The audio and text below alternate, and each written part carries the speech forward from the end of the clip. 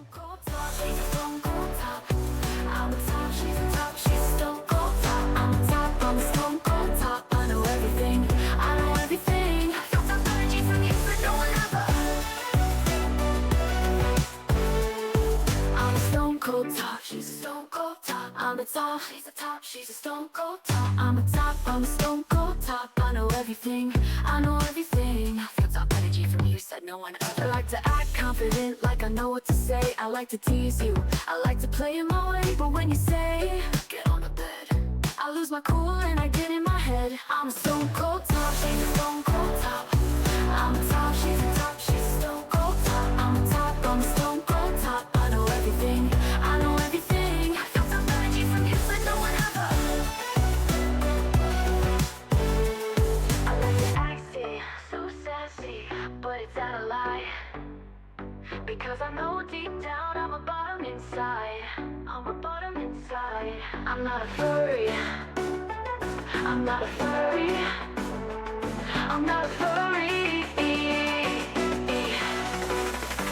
I'm a stone cold top, she's a stone cold top. I'm a top, she's a top, she's a stone cold top. I'm a top, I'm a stone cold top. I know everything, I know everything. I feel some energy from you, but no one ever. I'm innocent, I'm a top. I'm not a furry, but deep down I know bottom inside.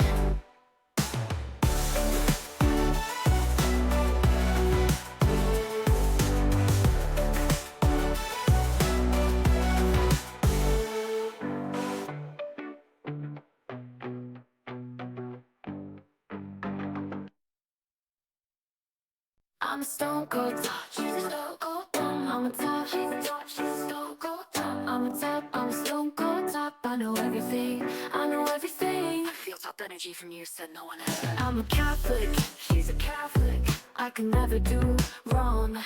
I'm so innocent, this is my song. But when I'm flirting, when she's flirting, I'm a stone cold top. What do you mean? Hello. I'm so Hello, innocent everyone. for this. Oh, sorry, I just carried my I'm a stone big cold top, gallon she's a of stone bottle cold top. from home I'm a bargain top, she's a top, she's a stone cold top. I'm a I top, hope everyone's I'm a stone okay. cold top. I know everything, I know everything. I feel some energy from you, but no one Apologies about yesterday. My equipment is overheating, I'm a stone cold top, along with she's me a not stone feeling so cold well top. I'm a in top, the she's a top, she's a stone in cold the top. I'm a top, in the I'm a weather. stone cold top. I know Because I struggle. I'm on medication that causes excessive sweating, which is lovely for me. I just lose a lot of water. But in addition to that, my equipment's been overheating. I can't have a camera on today. My camera has a light on it, which is just getting burningly hot. And there's only so much I can do with this little cooler. I'm trying my best. I've got my under laptop stand has 6 fans in it, which are blowing away the hot air out of the laptop, which has 2 fans in it. And then all across my desk there is a cooling fan which sprays aerosolized water and evaporates it very quickly to try and cool down the entire desk as well. So I've tried my best. I hope you're all doing well. Right. Let's take this off. Let's go to my regular overlay. I haven't really set anything up. I have my desktop ready to go, so we can have our writing lo-fi on. There we are. And I put all the prompts. I've got several things to do today. So my thought was I couldn't have a camera so that I couldn't stream. But then I thought, actually, I've digitalized Seth, haven't I? And I've also digitalized Aggie and I. How's that looking? Does it change tabs with me, or is it just Seth's? Okay, I think it's showing just Seth's. Alright. So I thought what I'd do is I'd plan the endings for Seth and Enoch's story. And also, plan the next chapter of Aggie and I, and that will probably take us there. Oh my goodness, Tay! Start the stream off in spicy entertainment with a streak. Oh, I'm already overheating. Oh my goodness. Well done on that 5-stream streak. Look, having a night out, don't want to lose my streak. Oh, good, Johnny. Enjoy your night out. Try not to overheat. Do try. Yes, I got up to a certain point here. In Seth and Enoch's story. Hang on, let me get my folder. I'm also eating my dinner because I haven't eaten today. So bear with the chewing as well. Okay, I got my folder here. Where I got Seth and Enoch. I got up to Seth being in the captain's bedroom. And I need to subtly describe a way that they were sleeping together. Oh, I can also type up the letter story that I wrote. That would be good. I'll do that today because I want to put that up on Vocal as soon as possible, just to remind people about that whole thing. Enjoy the night, Johnny. I've got turkey, gluten-free pasta, and cucumber.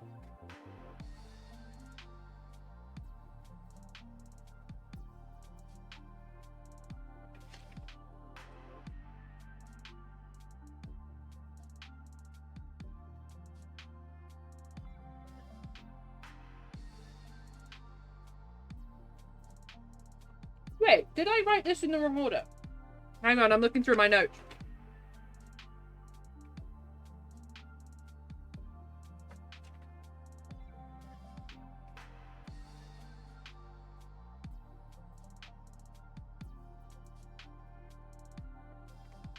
No, I didn't write it in the wrong order. I just need to find the page that he's in the captain's bedroom. I've lost that for some reason. This is it.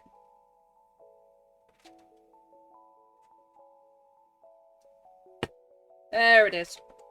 So I need to hint that Seth and the captain were sleeping together. I need to hint that Seth and the captain were sleeping together, and also Enoch needs to interrupt his reminiscing and demand to be let into the captain's cabin. I picked up a Pillsbury gluten-free brownie pack last night. Let's go, Tay! Excelente. Excelente! Right, if I'm writing like this, then...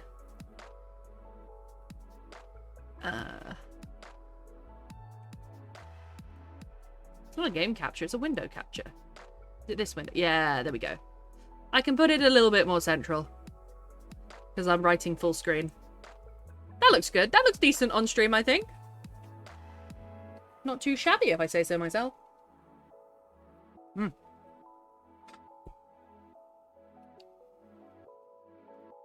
I cooked the turkey good. I let it steam a little bit so that it's soft. And then I crisped it up at the end. In a very hot pan. Well done. Thank you, Dave. And is everything running alright? It looks like it's running alright. That surprises me. I apologize for any background noise because the fan is like directly over my microphone.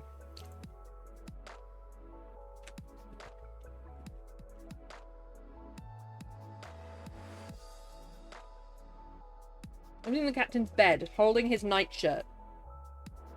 I feel like it was Captain Randolph's bedroom. We don't have to hint at it. We can just say, right? It's not going to be a shocking reveal that Seth and the captain slept together.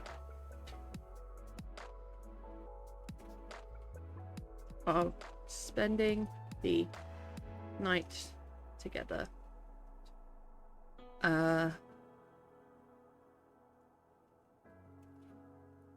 Would unabashed be unabashedly? That's a word. Through...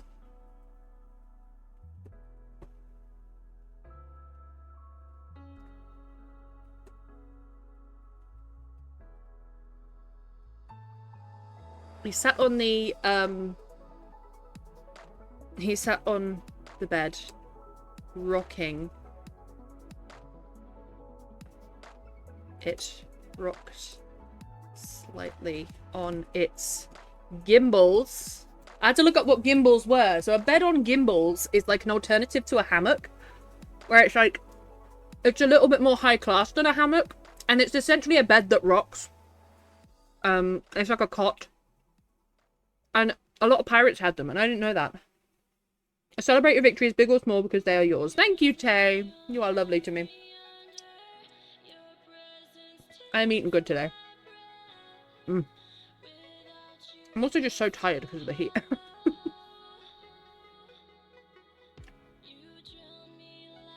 I did change the... Yeah, catching up, writing, reading, yeah. Sorry, I had a moment there where I thought I didn't change the stream information. I have an announcement to make today. At some point. I thought I'd wait until most people are in. Johnny won't hear it. But I have an announcement to make. For next week on Friday.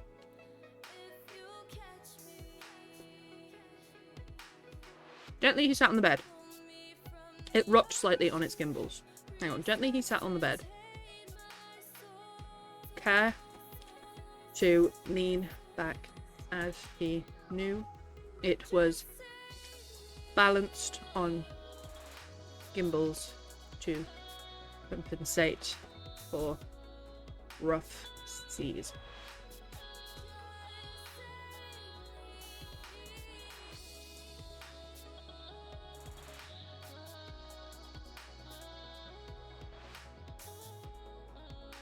A nightshirt lay where the captain would have mere hours ago. Where Captain Randolph would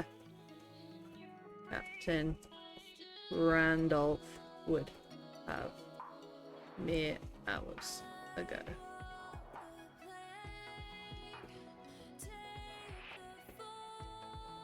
Seth picked it up as if it were made of glass. Hey, Lady Magora! I've sound muted. Quick hello from the concert hall from Avatar: The Last Airbender. Show starts in 15 minutes. So much fun. Okay. Hang on. I'll type a reply. Hi, Lady Magora. Oh my god. Exciting. I hope it's a lovely night. There we go. Oof. We're still getting our cuddles in, even if we're muted. A lot of people are on nights out tonight. That's okay. We're gonna have an intimate stream. I'll update you in the Discord ASAP. Thank you. What a tribe. What a tribe represent.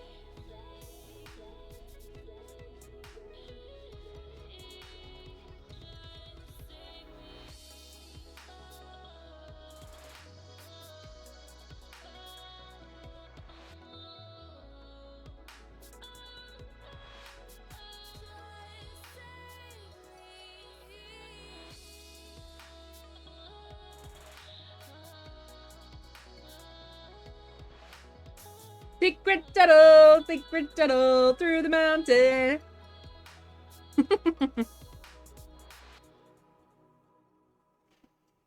I really hope Lady Magora has a good time. And Johnny. Johnny's on a night out too.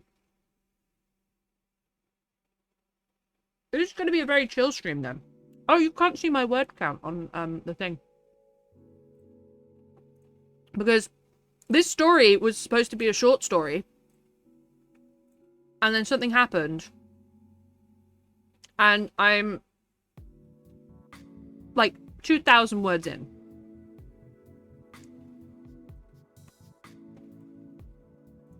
I'm 2,596 words in.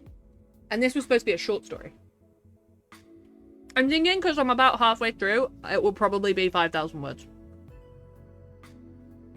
Aww, thank you, Daytay. Several days journey to me to get to your base. I haven't died yet and I have a bad feeling about today. And good luck, Tay, on your adventures. I shall have to get you an elytra. I'll find you one. I was thinking of going to the end soon anyway. Benji left a bunch of farms. But because Benji hasn't been on the server, I feel like the farms are fair game.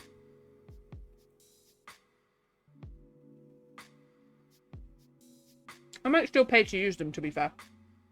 Couple of diamonds. But yeah, thank you, Tay. Sorry, I'm currently stuffing my face with pasta. Gluten-free pasta.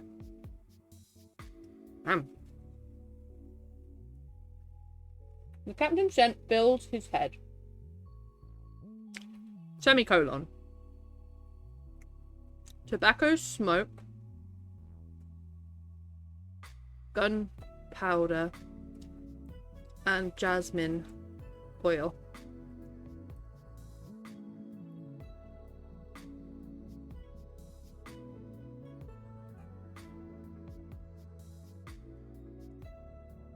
Do you need mending unbreaking books for your backup elytra? I've got a mending villager, but I don't have an unbreaking villager. Unbreaking would be most welcome.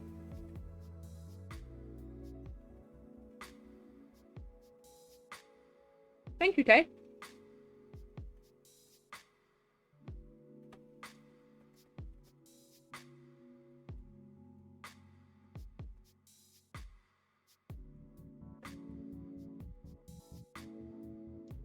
And cursed himself for marking the last intimate trace of Captain Randolph, of their nights together, I think that makes it pretty clear that they were intimate and sleeping together.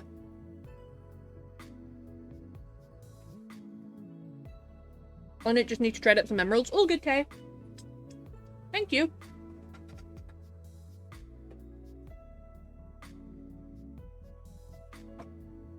Okay. Of their knights, plural.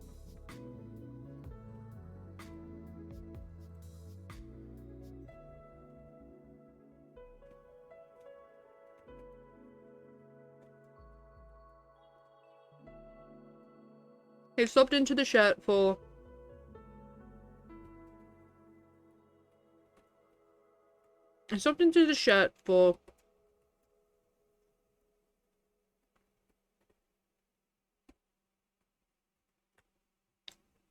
he should be Seth there. Seth sobbed into the shirt for what seemed like an age. He curled into a ball and he curled up tightly and lay on the captain's covers, imagining him there, like nothing had changed. And then we're gonna have Enoch come in.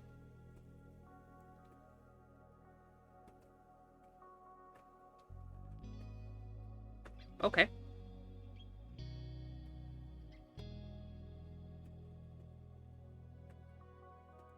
Enoch's voice boomed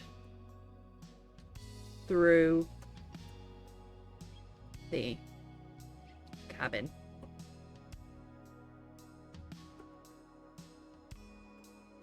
By a neat 3 sharp knocks on the door. Because everything Enoch does is very sort of sharp and calculated, and everything that Seth isn't. You know?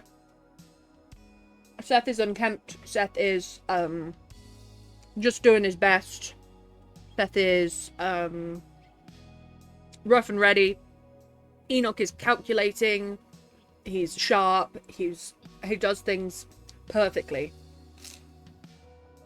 And that's where their jealousy comes from. And also that Seth gets the captain's attention rather than Enoch. And Enoch's like, I've been doing everything perfectly. Why aren't I getting his attention? Because he's not being his honest self. More cucumber. Yum, yum, yum.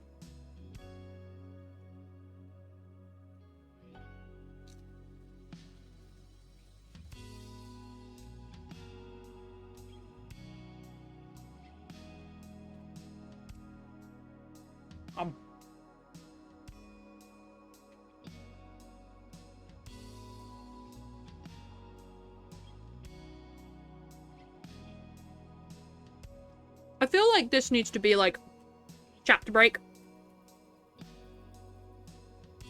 Or at least a page break. You know that you find in books.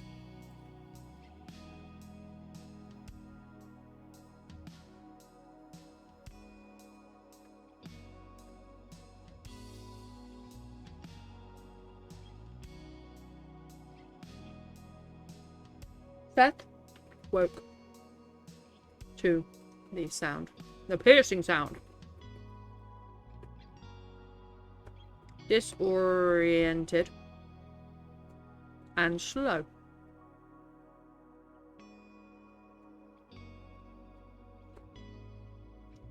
I'm going to put something quite sad here.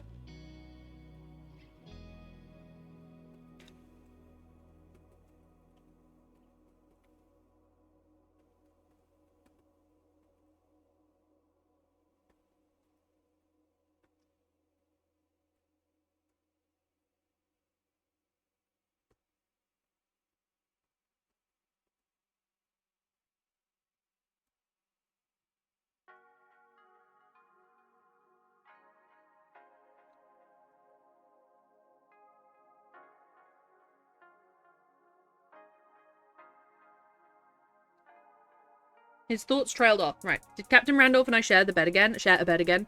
Enoch's not going to like that. To like this. His thoughts trailed off. Memories flooding him.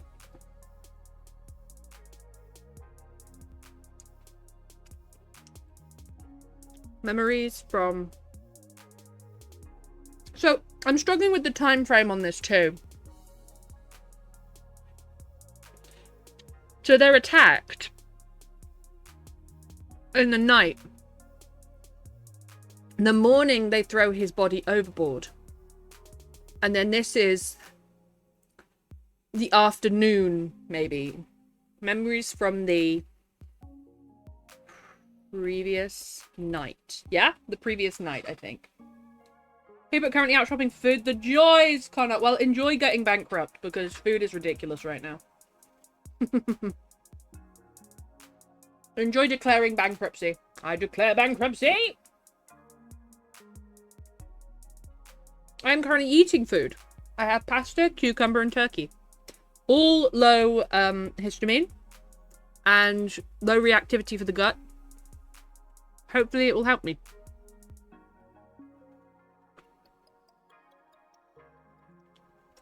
Memories from the previous night and the Spanish ships attack.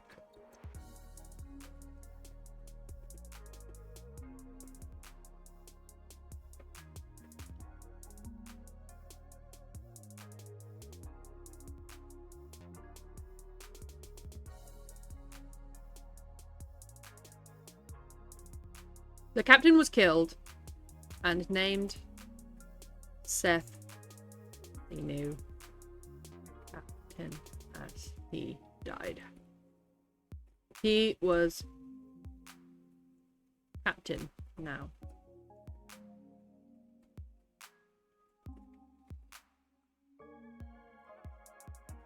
Let's have this as a thought, I think.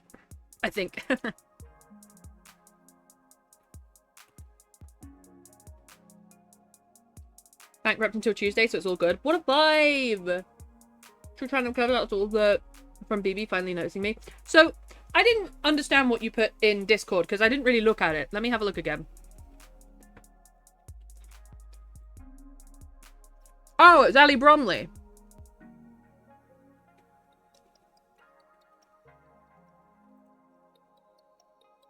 Hey.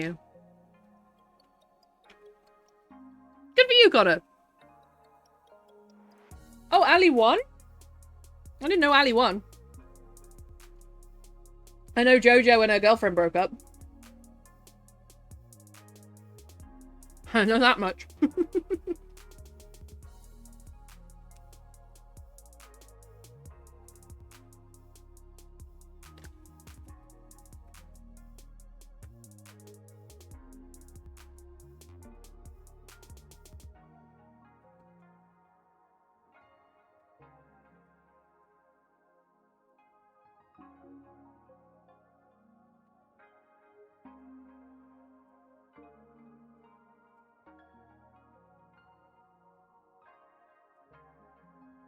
Here's Panic.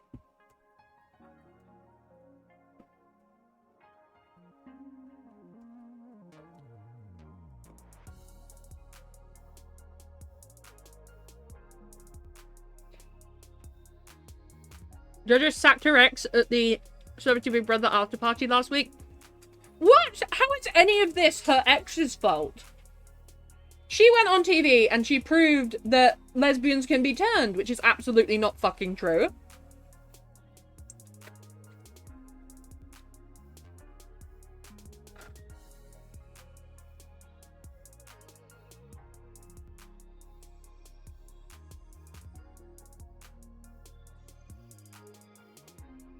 I'm eating more turkey.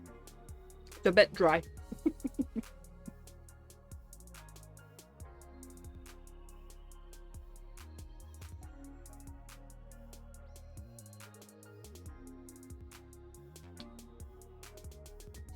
So it about his panic turning quickly to anger. As he leapt off the captain's bed,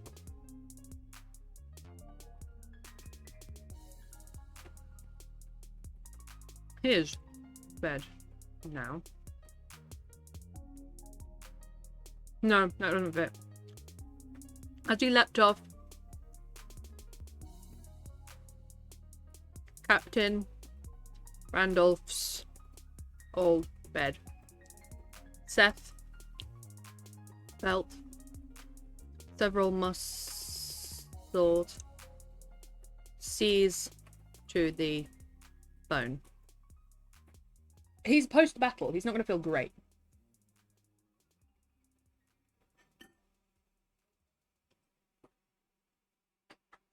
And then her ex asked JoJo to revamp her flight to business or something. And Jo said no, because she's already paid for her flight back home. Shit! So she's not even like... So she flew out to support her. And JoJo was like, I'll pay for it. And then she sends her back. Like that. Shit, man. That's brutal. I did feel a bit sorry for the ex, because she didn't... As she understood it, JoJo and her were in a very secure relationship. And then she goes on TV and... Did they sleep together? Or did they just mess around? With a guy, to boot.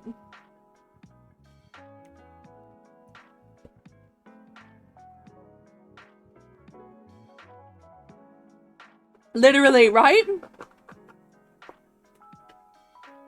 That's kind of shitty for JoJo to do, not gonna lie. Still bone.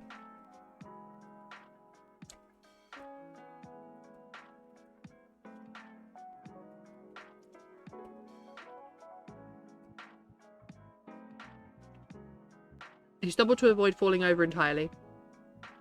And so here's the bit where I need to put that Enoch's going to be like, if I had kept that gun from the Spaniard, I could have saved the captain.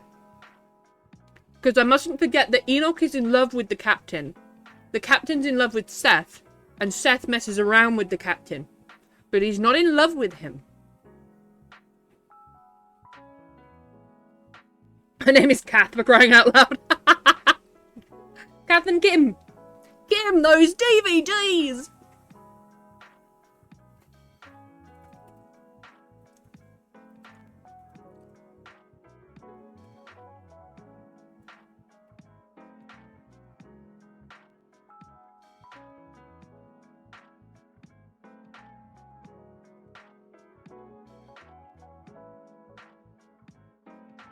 The effects of the nasty battle would no doubt be felt in the crew for weeks. Seth was lucky to get. Seth counted himself lucky to only have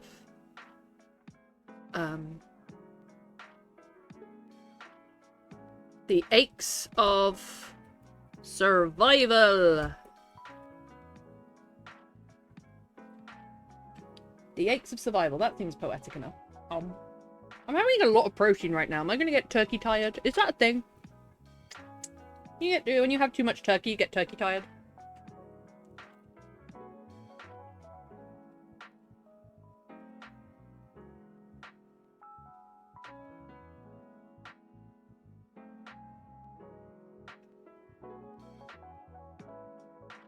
Okay, I think I like that.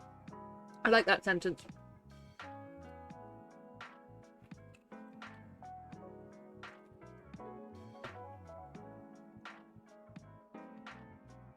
I think I could expand upon the memories coming back to Seth. But that's a pacing issue. I come back after the draft is done and look at the pacing issues.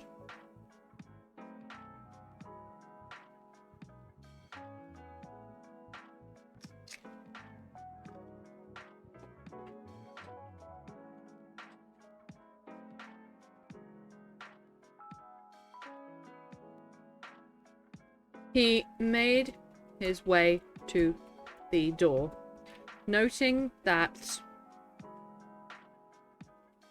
the glass at the back of the ship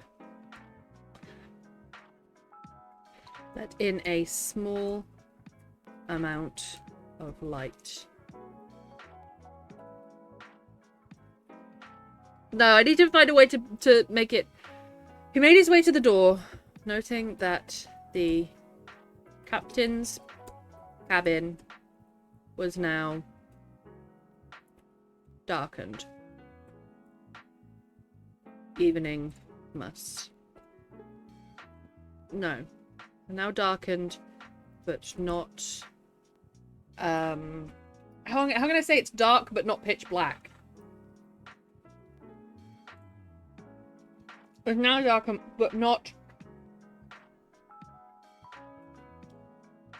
without light. Meaning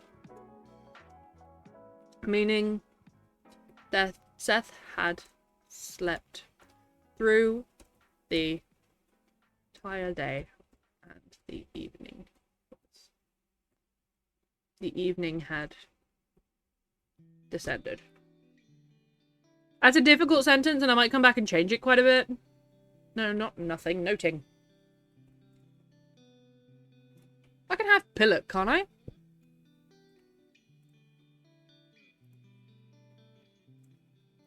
There we are. Opaque. Yeah, that's a good one. Maybe the door notes that the captain's cabin was now darkened, but not without light. Meaning Seth had slept through the entire day. And the opacity of the evening had descended. Beautiful, Tay. Thank you very much.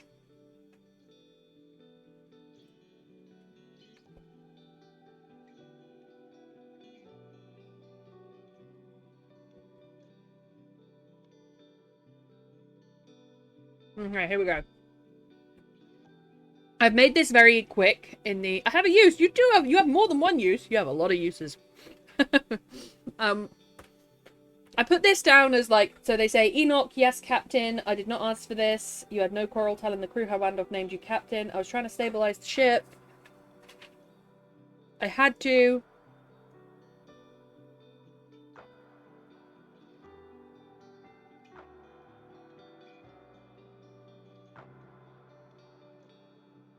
I think this is such a private conversation that Enoch needs to let him into the... No, sorry. Seth needs to let Enoch into the captain's cabin.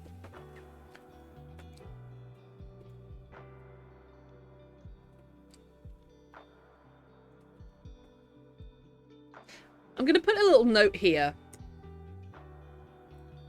Perhaps describe what that Seth anticipates a mutiny here. I'm not sure how I'm gonna sort of fit that in or make that work, but sometimes I'll leave myself notes in giggity. I'll leave myself notes in red, just to make sure that I come back and look at the first draft and make it second draft, and I notice those things. Like, there's a bit in red up here as well, which is, I wrote the same, I described the same thing twice, and so I put the other description in to see if there's anything else I can take from it. It's an old habit from school.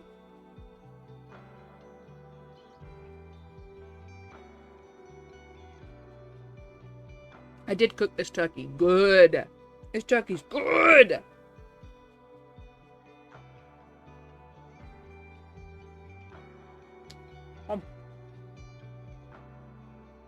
Oh.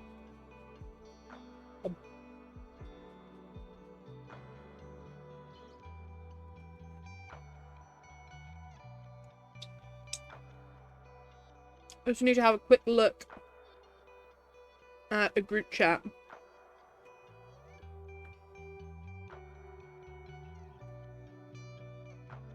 Monkey. Monkey, I'm gonna assume that's pale. Hi.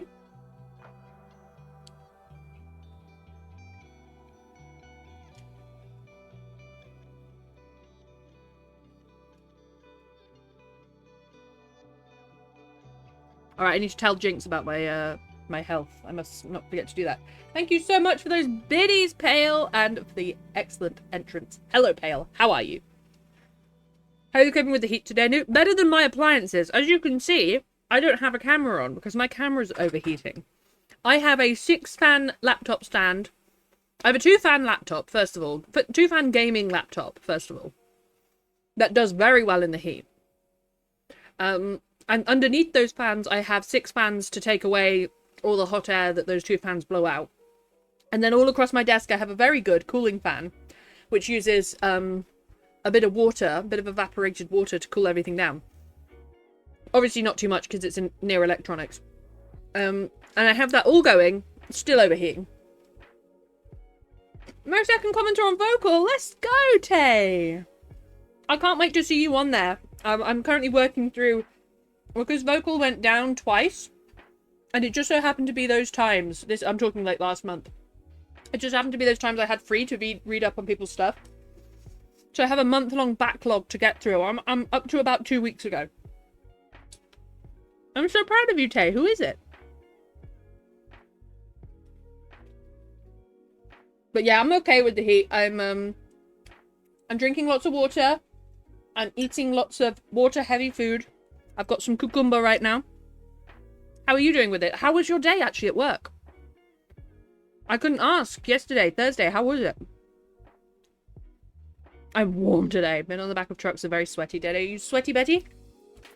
Sweaty, Betty?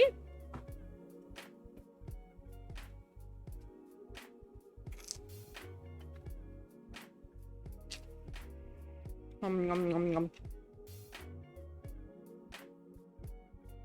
And so, anyway, Pale. Because I couldn't have a camera on.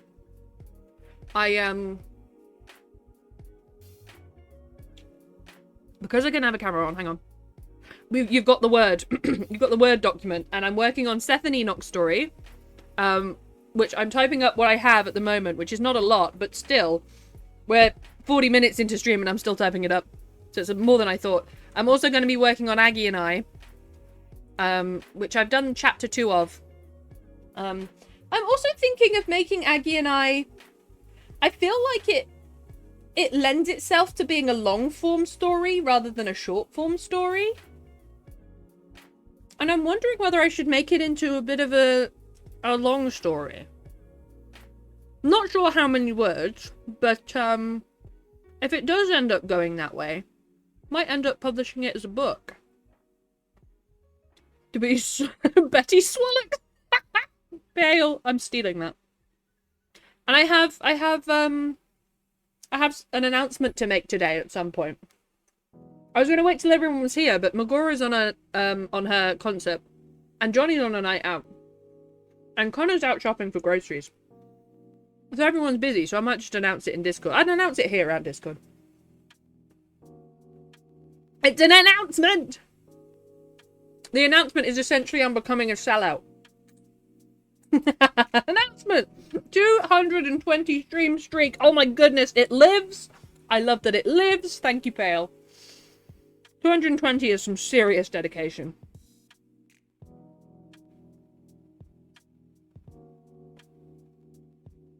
That is some serious dedication.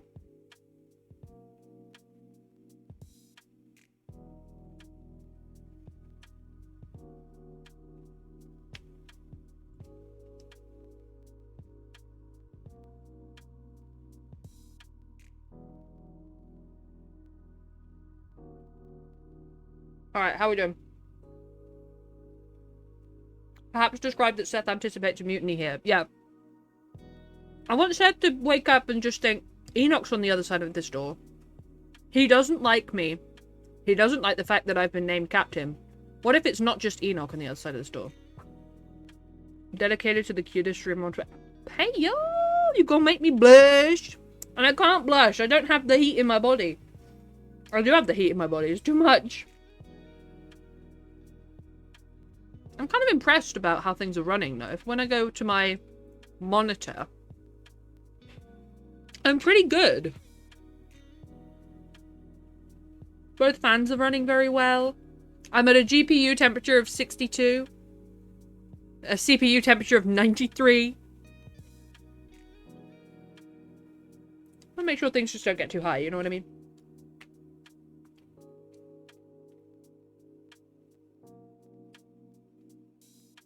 And that's in centigrade. 90 centigrade.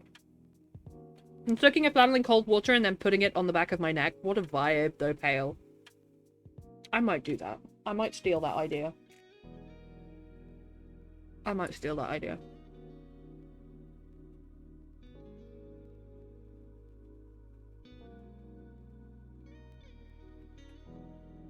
But yeah, sorry, I'm chewing away. I'm eating, so I'm supposed to be meeting, Jinx for dinner tomorrow. And I've been signed off of work, because I'm too sick. So I'm not working tomorrow.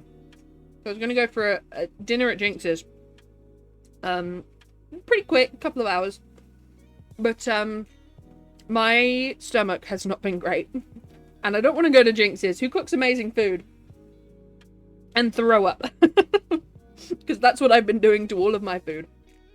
And, does your sword need looting? My sword has looting too. I'm not sure how high up looting goes. But, I'm eating very plain food to try and make it to dinner tomorrow. And so I've cooked myself plain, unseasoned turkey.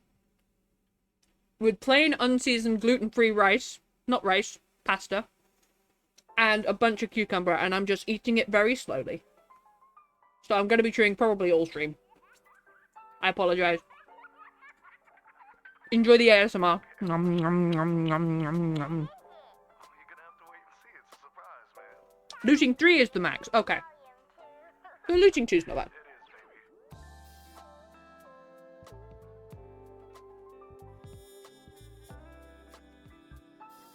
Tentatively. Ooh, I spelled that wrong. Is it tentatively? Yeah, it is. Enjoys all things new. Thank you, Tay. I feel like this was a really chill script. I really like this. Because as much as I love when everyone's here and everyone's talking, it's nice just to sit with like 2 of you. You know what I mean? It's nice. It's intimate. That's the word I'm looking for. It's intimate.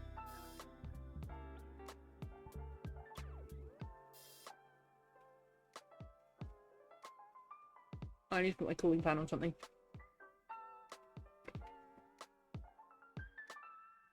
Have I got enough water in here? Ooh, no I have not. Nom nom nom. Tentatively, Seth.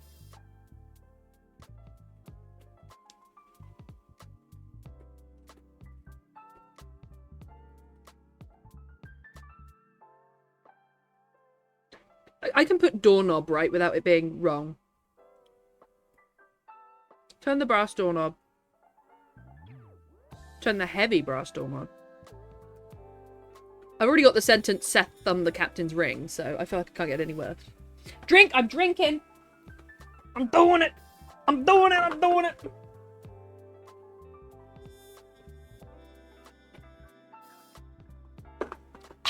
I did it! Oh, Jesus. I got water before stream, and I have it's literally a gallon. It's 3-point-something litres. Bottle from Home Bargains, and it is like, I feel like a woman in an old village carrying a bucket of water from the well. It's hard to carry that up the stairs in this weather.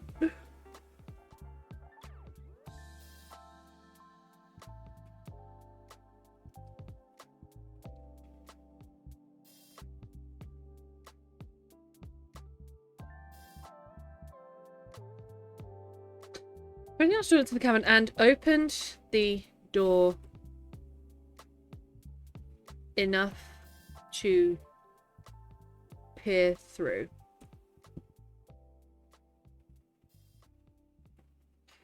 Enoch, he asked softly, hoping it was only Enoch. I have a 2-litre cola bottle refilled with water. Nice, pale. We love the Sustainable King. Sustainable King. I think I'll make the announcement. Whoever's here and whoever isn't here, I will make the announcement halfway through the stream at 1 hour and 30.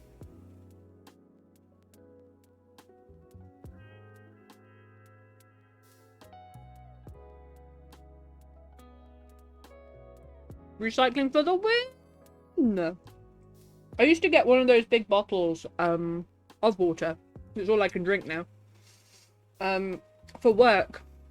And for some reason, I just used to drink and drink and drink at work. And that used to last me a week. I used to refill that and have that. But they just get so flimsy after a while. I got a big one from Home Bargains. But that could use a replacement, because I've been using the big one for a good year now. I could cut it up, make it into something.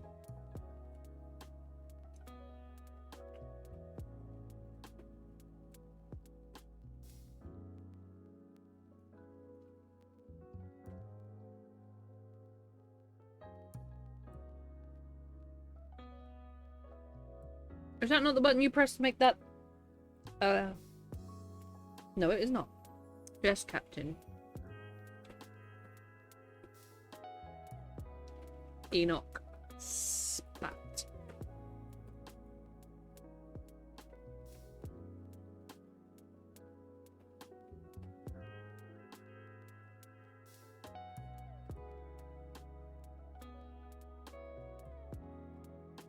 I'm not gonna have him asked to come in. He's just gonna say, I'm coming in.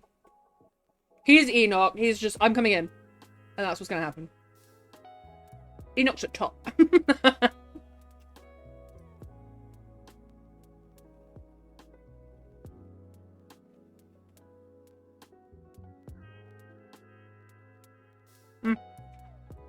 Well, yeah, Trey, I'm excited to hear you got another subscriber. Who was the subscriber?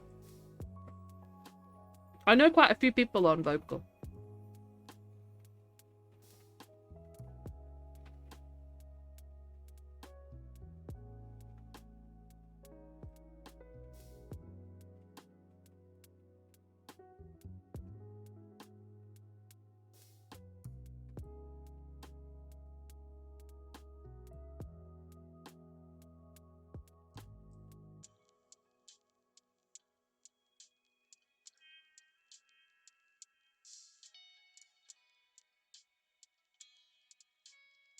Oh, I've done something to the gapping with my hotkeys. Shit. Oh yeah. What do I have this all on? Because I like to have one single spaced is a little bit close together, you see?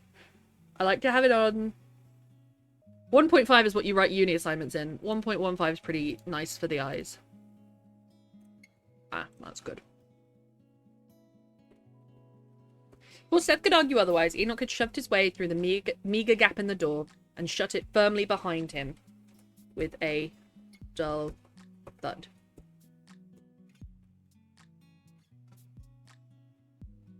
Give me a moment to get to a safe point to look. All good day! Build yourself a little dirt hut. I see you. And we need to build safe houses between us. Oh, that would be so cute. Let me pick a point between you and me and I'll build a little safe house. How cute would that be?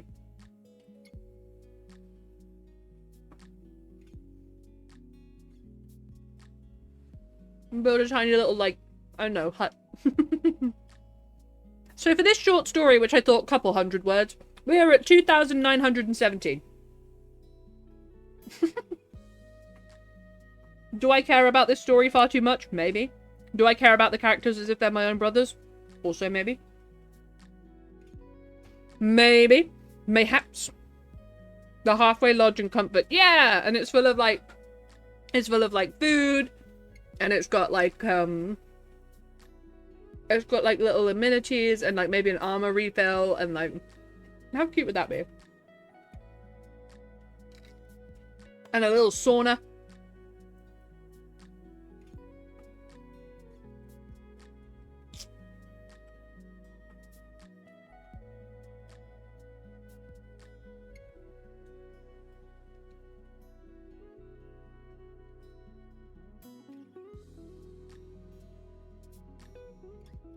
Oh, silence between them for a moment. The two of them,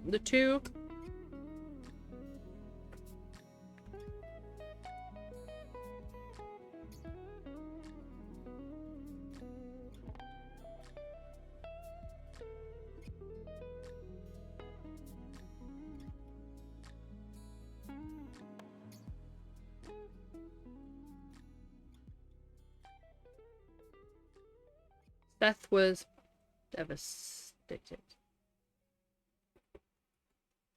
That much was clear on his tear-stricken face.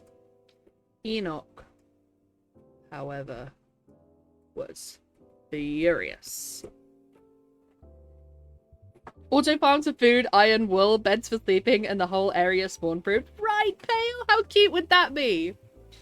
Oh, Darshina!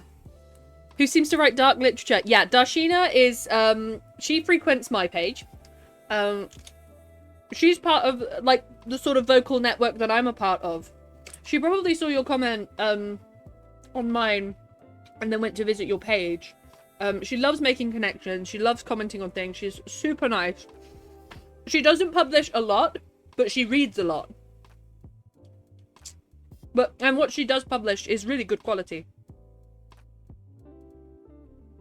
I know Darshina. She's great.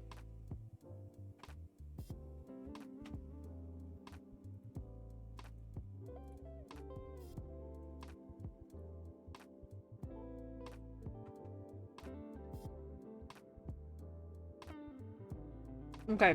Enoch, however, was furious. Why didn't fire?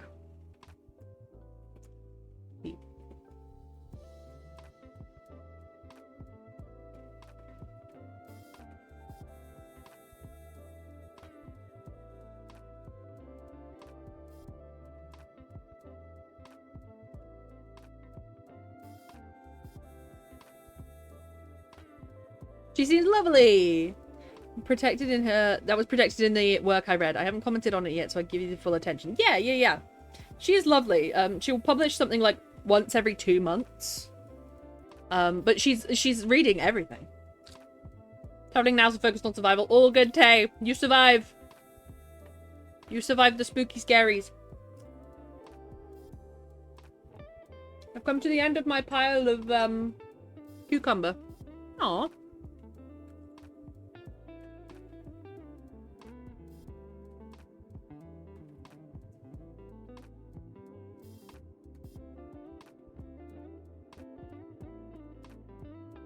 Why didn't you fire the gun you took from the Spaniard?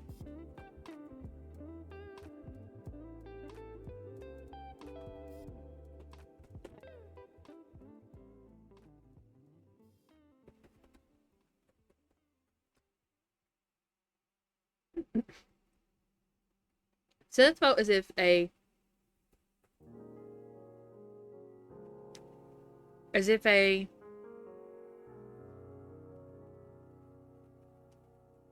cutlass had been plunged into his heart as he cast his thoughts back to the battle.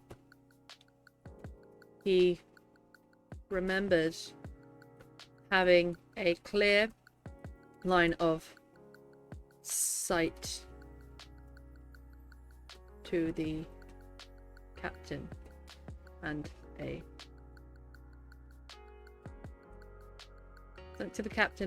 his pillars.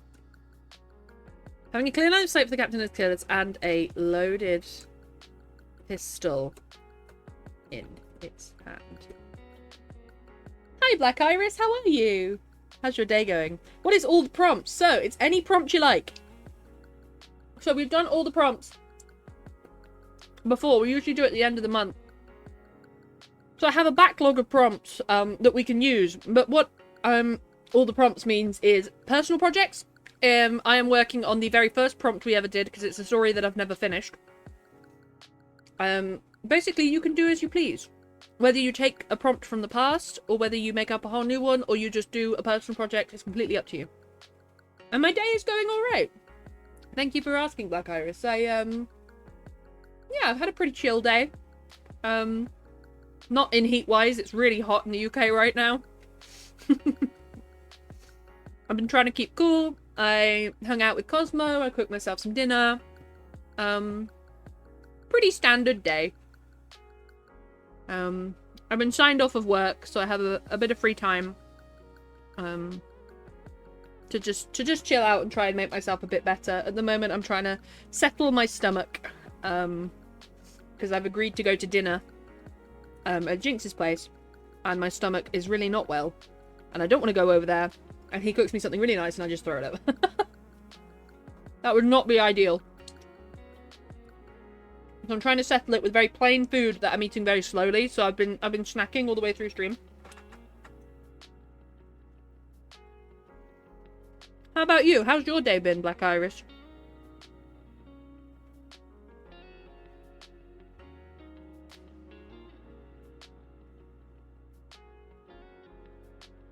Mermaid started? What's mermaid? Is that like mermaid? Let me look it up.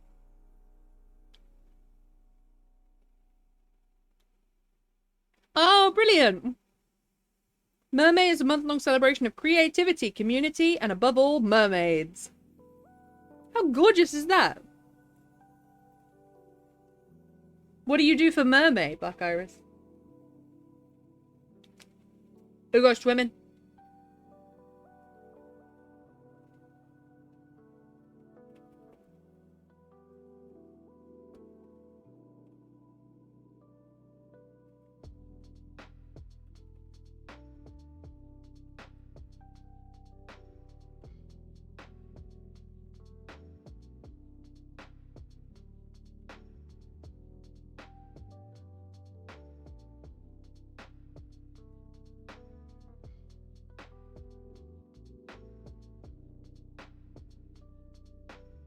Shot and stopped, not necessarily killed.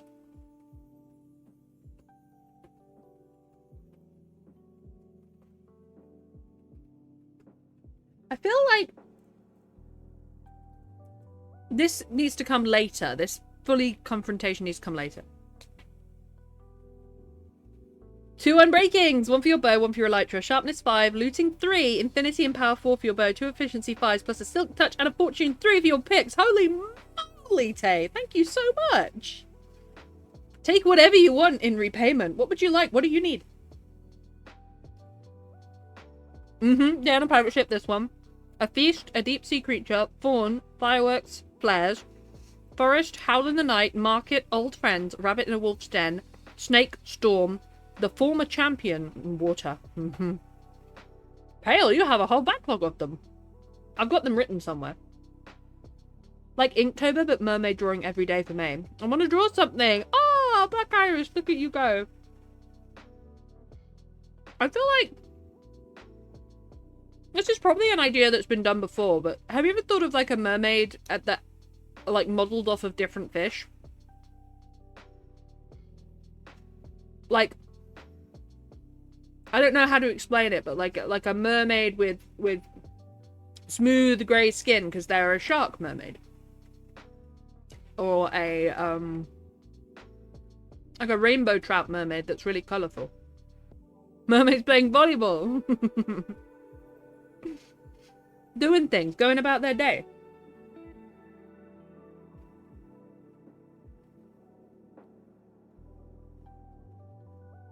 And like how salmon change. Could do a merman because it's the male salmon that change. That has like 2 different states. How cute would that be? Like I say, it's probably been thought of.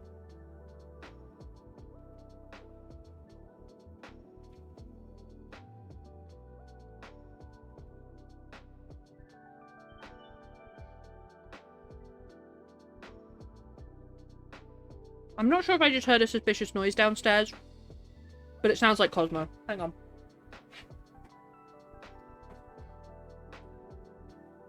Hang on. Cosmo! What are you doing upstairs? Oh my god, this 11-year-old dog just climbed the stairs. What are you doing?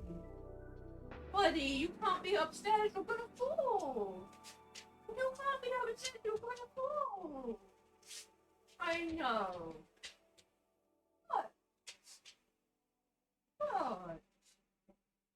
I love you. I do. I love you.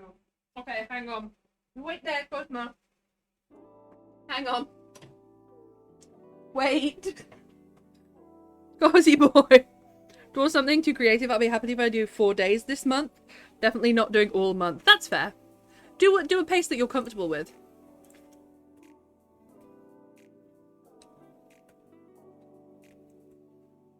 Oh, not this. I didn't want a new scene. I wanted a new thing. Hang on.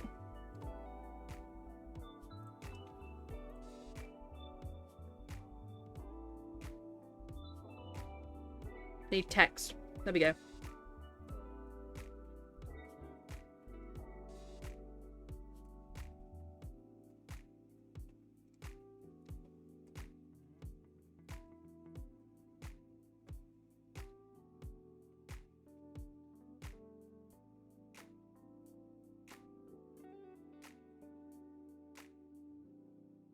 There we go. Right, I'm gonna sort him out. And,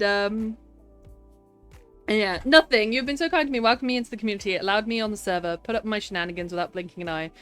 You don't have shenanigans. You're a wonderful inspiration as well as a role model. Tay, thank you so much. You're being absolutely lovely as a person inside and out, and that is payment enough. Tay, you're gorgeous. Thank you so much for saying that. And I'm immediately gonna leave you blank because I've got to go carry you down the stairs, you big stinker.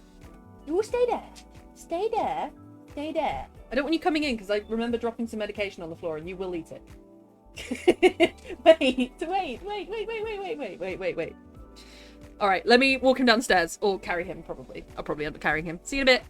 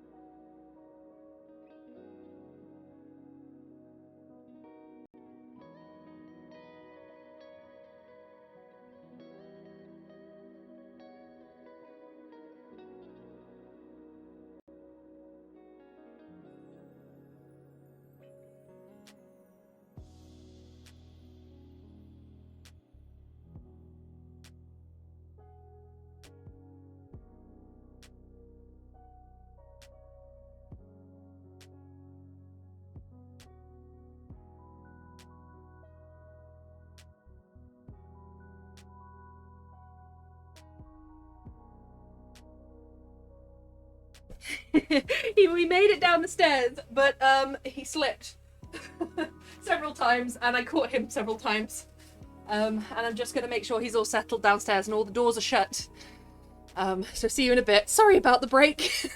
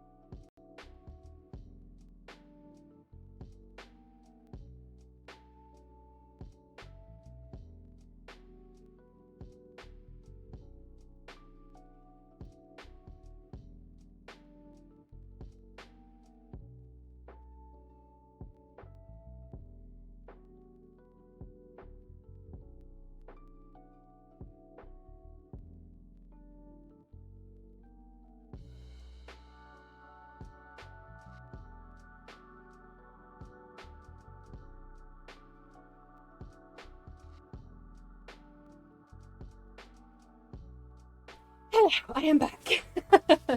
He wanted a bit of love and attention, so I gave him a bit of love and attention too. He's alright. He didn't fall badly. I'm just there. So, I have two choices. I can pick him up and walk him down the stairs myself. Or, because I've got dysautonomia symptoms at the moment and I struggle keeping my balance at the best of times.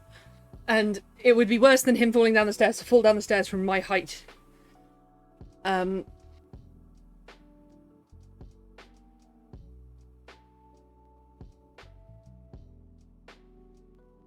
hearing more suspicious noises. You better not be coming back up. I left the door shut.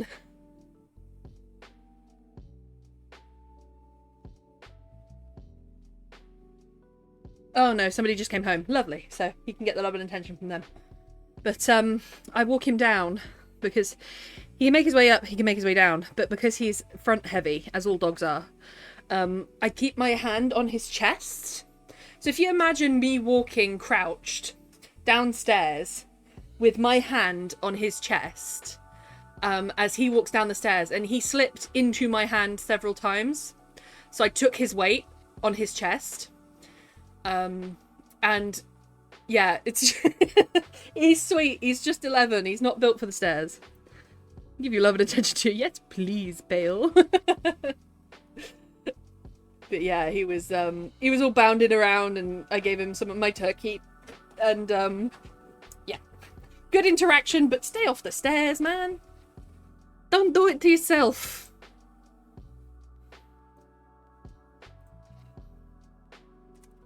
All right, where was I? Oh, yes, I was in this the confrontation between Enoch and Seth.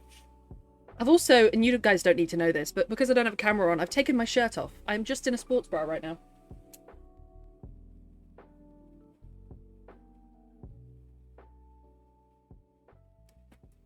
I'm gonna have this. I did not ask for this. Enoch.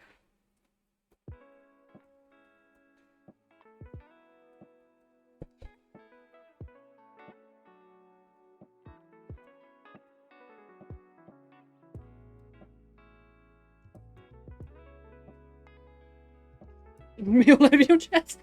Bale. Logged off and set a timer for 10 minutes for a night to pass. Nice, Tay.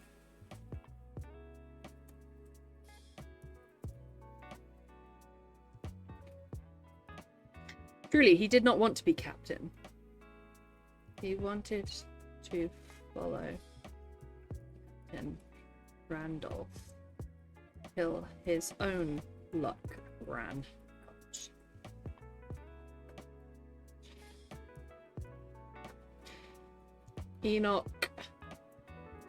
Enoch bristled.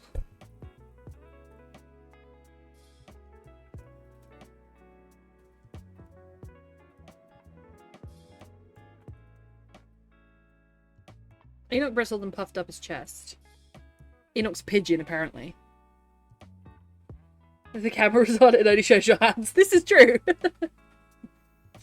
Made over 2,000 blocks of journey, so about 1/3 of the way there. What, in one day? That's crazy. So I'm officially 3 days away from you.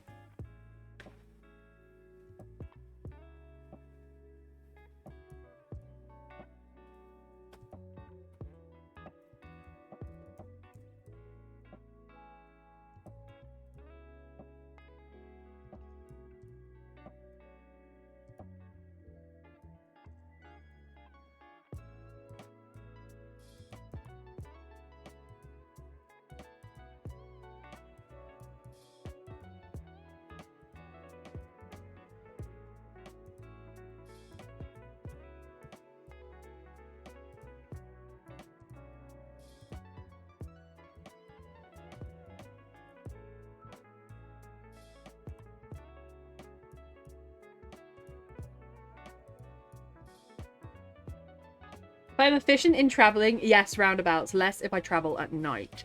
And also, you have to wonder, because we go through an ice biome, don't we? Which is quite hard to get across. It's difficult terrain. I can't believe he came up the stairs. And I didn't hear him come up the stairs. He's such a healthy boy. An 11-year-old dog to do a full set of stairs. Like, holy shit. Especially after neck surgery. It's like, why are you doing it to yourself, boy? Boat plus ice means speed. This is true. Maybe you could make like a bit of a highway then.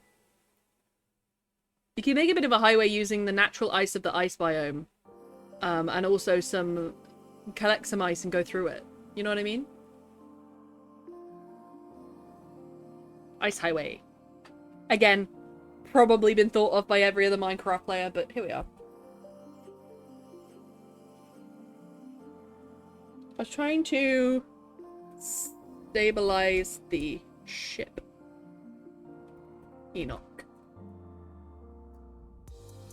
Here we are in the middle. Here we are in the middle of nowhere with hardly enough men to limp back to shore.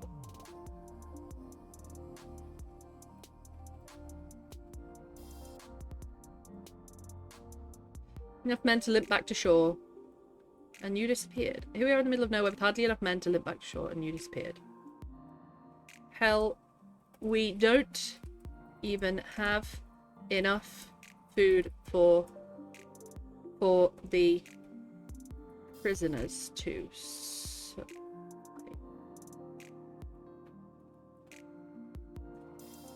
I want to say that they took a few prisoners from the Spanish ship, as you just would. Whoever's left, whoever surrendered. And they're probably going to have to kill them. Because they're in a bad way.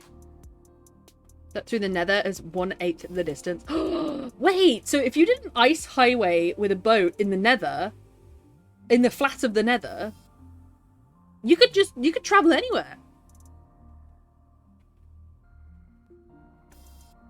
Because we have some nether portals up above the nether.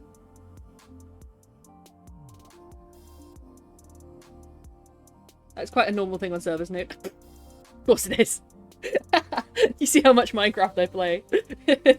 Look, this first year of the server. That's another announcement I need to make. I want to keep the server running for another, I said 6 months last month. 1, 2, 3, 4, 5. So shall we refresh in September or October?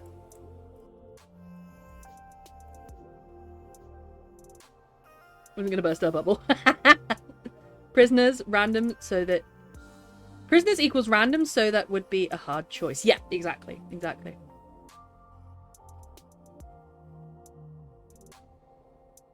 Who do you kill? Ransom, so that would be a hard choice. Yeah, exactly. It's like, they don't have enough to even get the money they could have made from being boarded to recover being boarded made. You know what I mean? I thought you meant prisoners are random, like, so that you couldn't decide who to kill.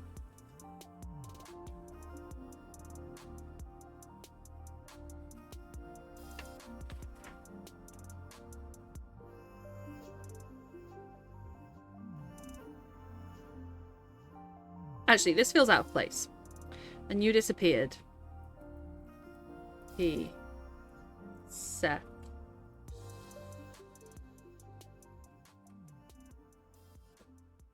As if the crew...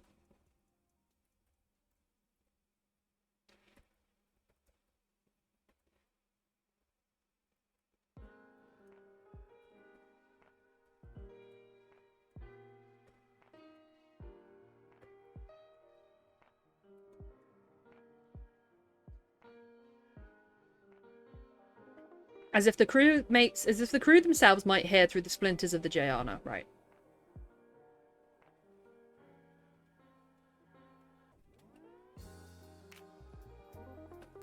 I will mention, let me put down here.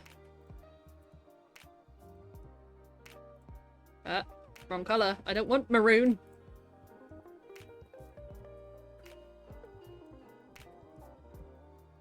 And not having enough food.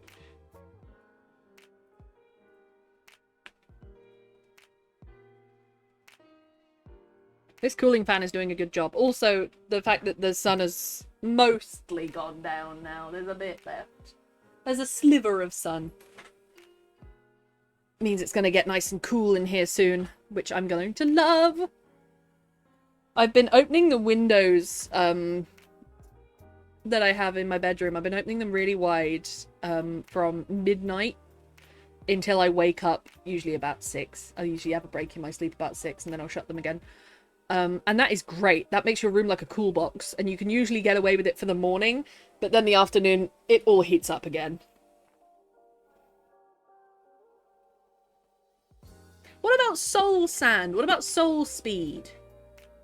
Is that... Again, someone's probably run this as a test. What's faster?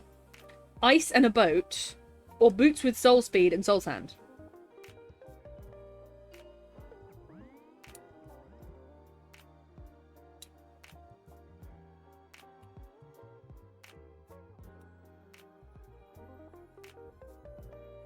Ice boat, really? That surprises me.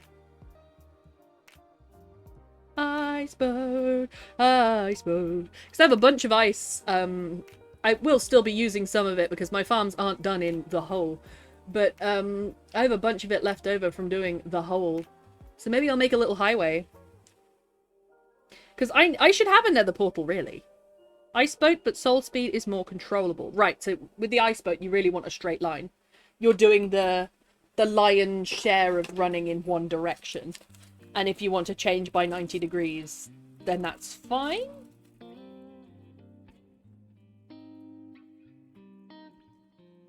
I'm low-key proud of Cosmo for walking upstairs, not gonna lie. I know it's wrong to be proud of him for being naughty, but low-key proud that he did that.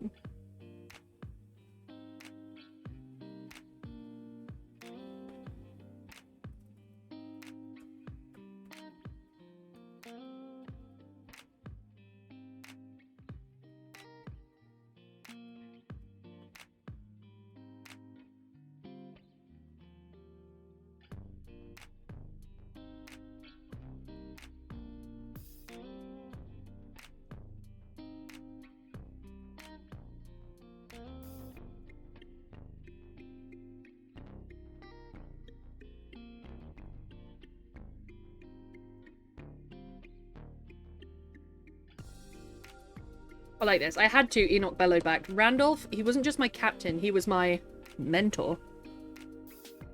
Yeah, for sucking and fucking.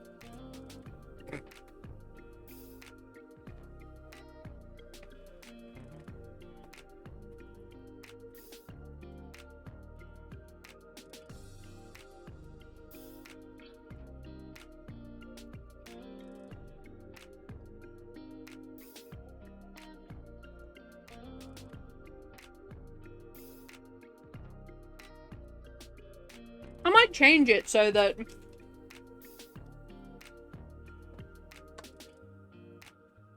I don't know, maybe it's that Enoch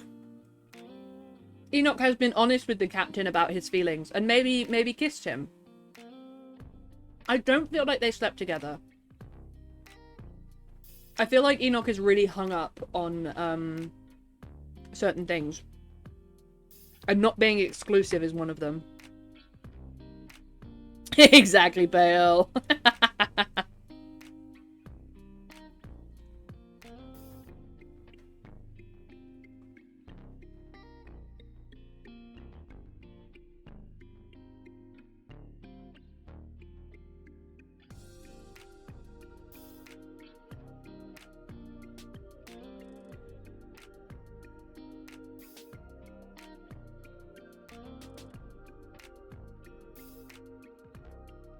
Sorry about the long pauses. I'm thinking.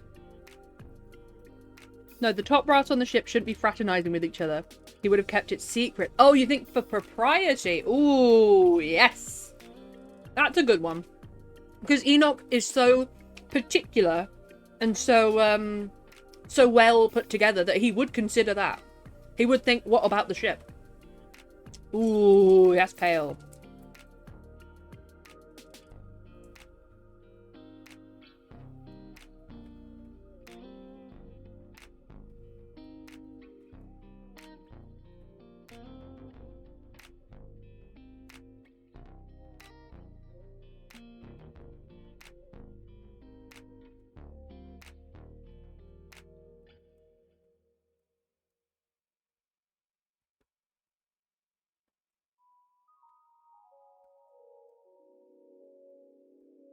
I'm not sure if that grammar's correct.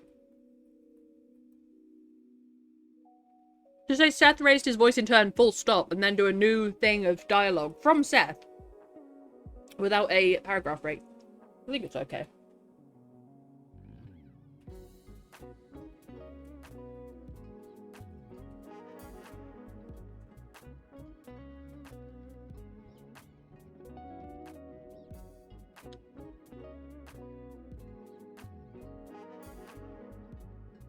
I'm screenshotting that idea, Pale. I really like it. Where he would have been very, like... He would have been, like, he's calling him Randolph, not Captain Randolph. They're on a personal basis. And Enoch has just been doing for the ship, for the ship, for the ship, for the ship, for the ship.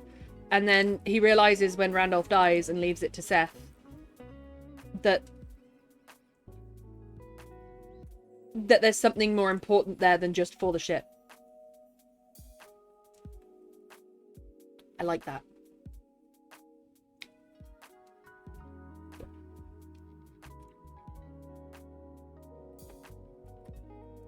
Enoch. I always put a U in it.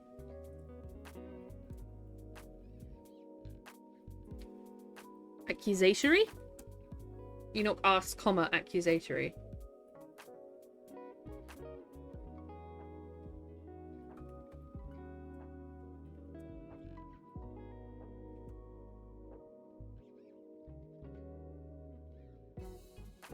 Seth was taken aback.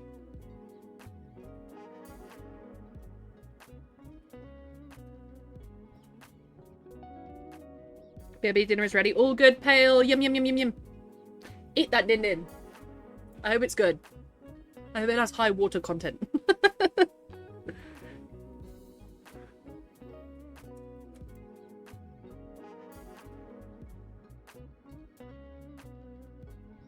Part of the ship, part of the crew. Couldn't resist that. Part of the ship, part of the crew.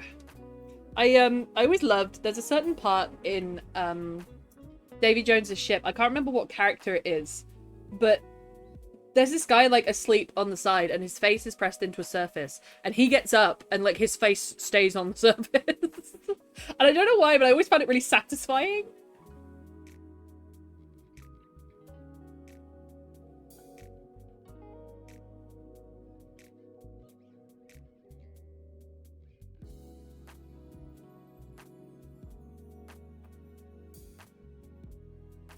Seth was taken aback. I can't say Seth was taken aback and then he steps forward. Seth was taken aback before taking 3 confident strides forwards.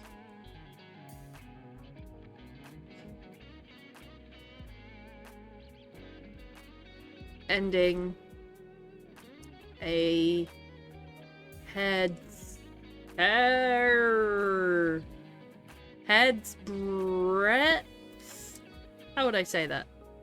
How do I spell that? Sorry. A hand's breadth. A hair's breadth. A whisker. A fraction. An eighth. A hair's breadth from Enoch's face. He looked up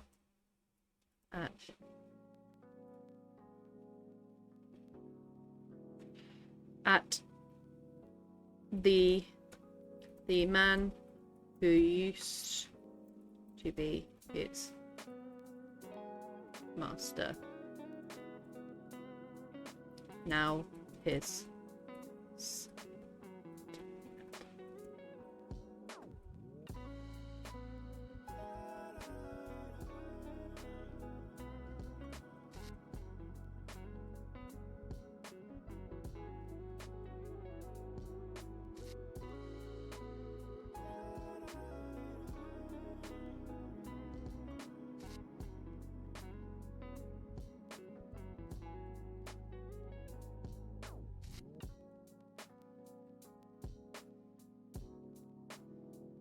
Yeah, his tone is like low and dangerous. He's not like shouting that. He's saying, "How dare you accuse me of fabricating?" His final words. He's like so angry. He's quiet.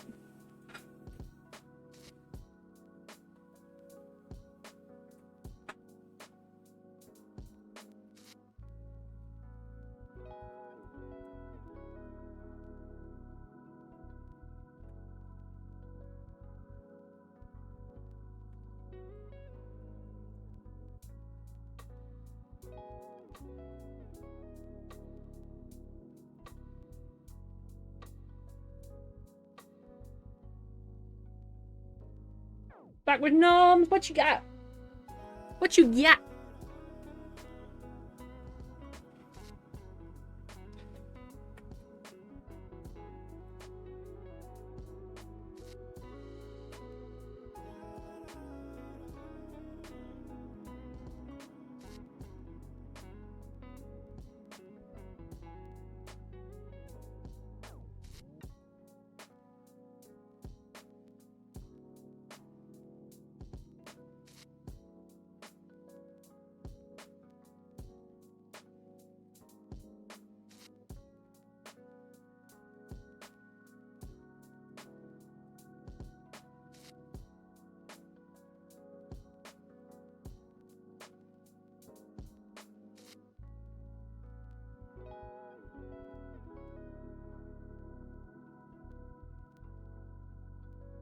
In...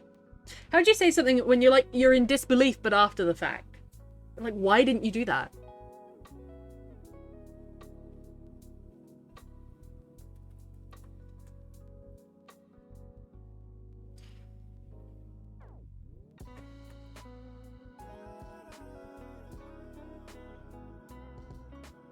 Yeah, there we go. That flows better. So they have their little bit of a spat. Seth gets like macho man about it. And then Enoch backs down and just says, look, why didn't you fire the gun? You had a chance to save his life. And he didn't fire the gun because he's silly. He's stupid. A deconstructed burger with chips and onion rings. The deconstructed part is because the buns got mold on them. What a vibe, Pale. That's alright. As long as we're not eating our penicillin, we're good.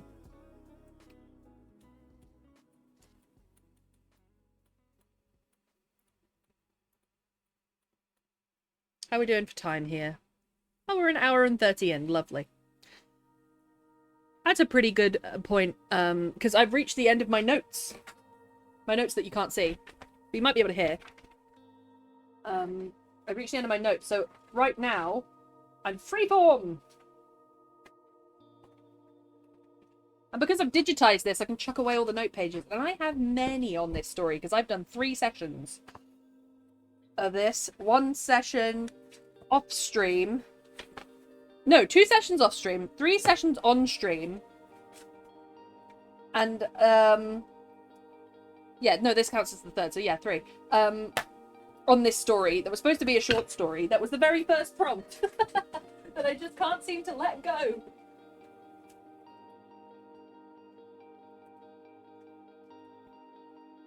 The gunpowder didn't go. He lied! Oh!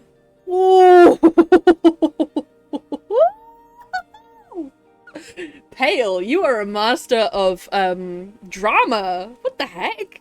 He lied. Yeah. Because he's afraid that there's going to be a mutiny. He's afraid that he's going to be killed. Pale. Pale, you're good at this. Can't wait to get my current poem project done. This one is taking thought to get done. This is good. That's another thing I've got to do today. I have 2 sentences to start poems on my notes app, which I wrote when I was half asleep.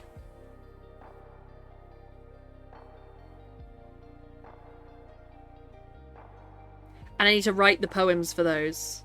They're just ideas and concepts at the moment. They could even be prompts. Okay. He could have saved the captain. Seth leant on one of the tables.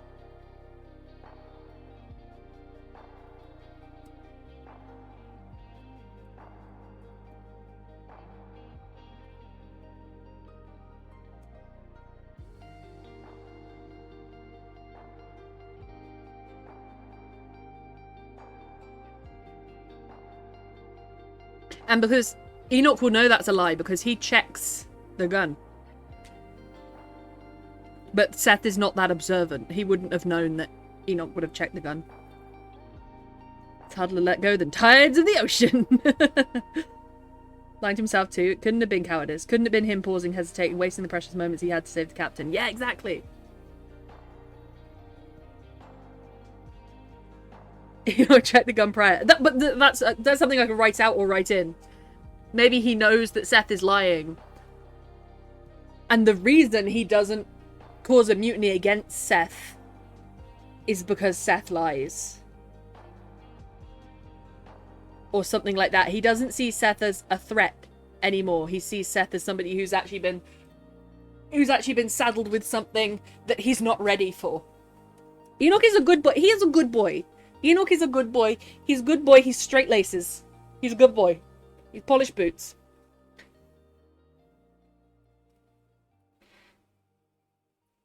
He would have known, but he will remember the trauma and chaos. Or Enoch doubts himself too. Yes. You're good at this. You're good at this.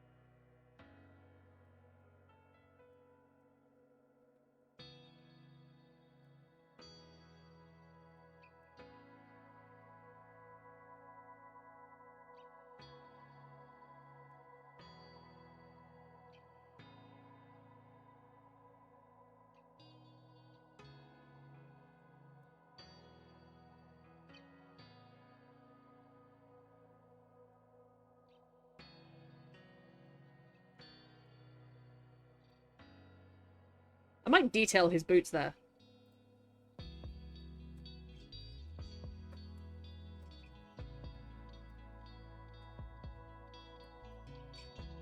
Helps with flow too. I'm not the best with flow. I kind of just say, and this happened, and then this happened, and then this happened. And then I go through the second draft and I'm like, actually, we need to put some pauses here. Because of posthumous loyalty to the captain, he doesn't want a mutiny upon his ship being his last memory of their felled leader. Yes, stay! You guys are... Ooh, you guys are good. Oh my god, right? Right, Pale? It was a last thing of loyalty to not do that. The Chekhov's gun? The literal Chekhov's gun. It is the Chekhov's gun. If you mention it in Act 1, you better fire it by Act 3.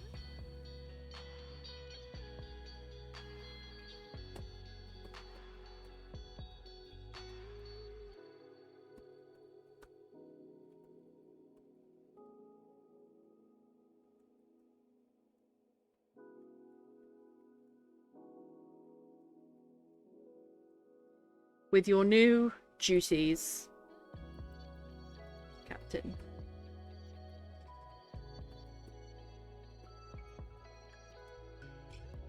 Enoch said, when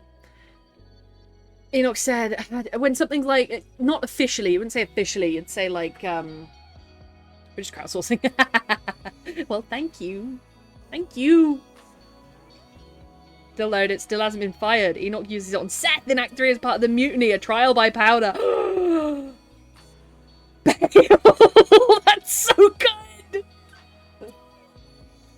Wait, Pale, that's so good. What?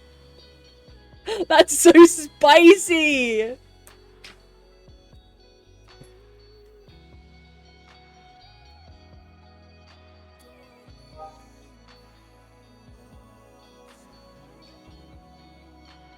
Enoch said, how do I say when he says something like... He switches from being angry to being like, well then, I will leave you to get acquainted with your new duties, Captain. Enoch said, neatly, officially, I'll put neatly.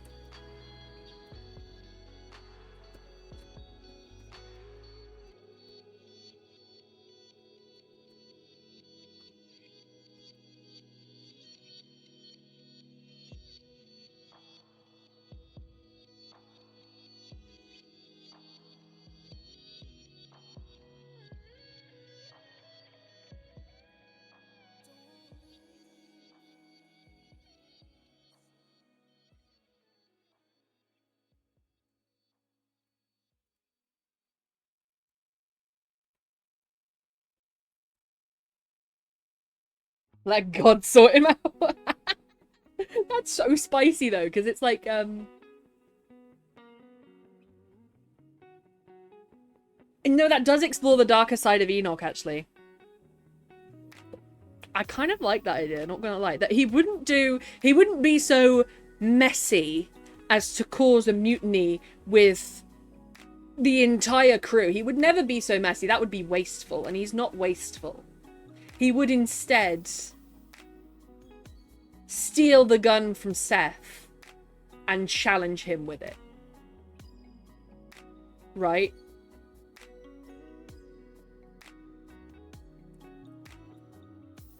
I like that. Hang on, let me make some notes. So, my notes for this was that it was going to go...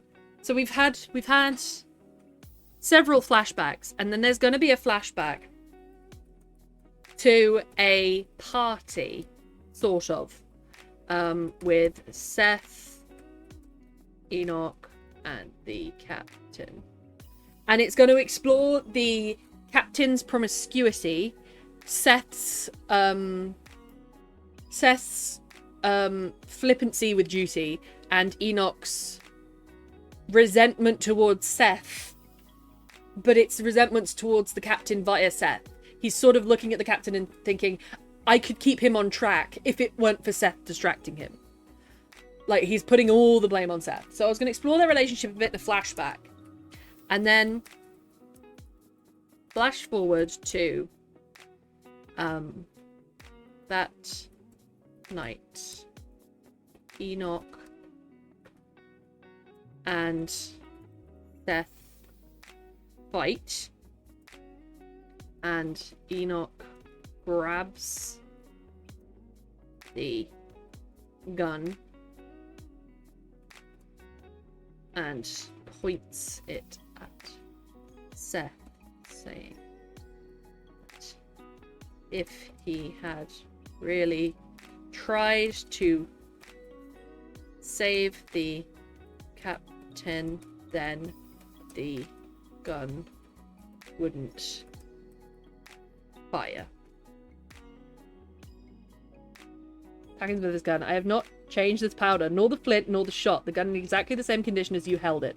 Now I hold it at you. If it doesn't fire, you are telling the truth. If it does, your evidence will be your judge, jury, and executioner. Oh, that's such an Enoch thing to say too, Pale. You nailed his character. Where he's so particular. He's like, I have not changed the powder, nor the flint, nor the shot. It's in exactly the same condition. He's so particular. Yes, Pale. You nail that. You nailed Enoch. Let me put that in quote marks.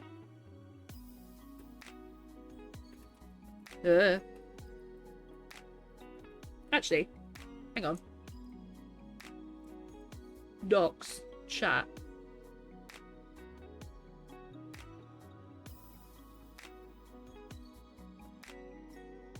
Copy paste, that's what I was thinking. Copy paste. And then put Pale at the end.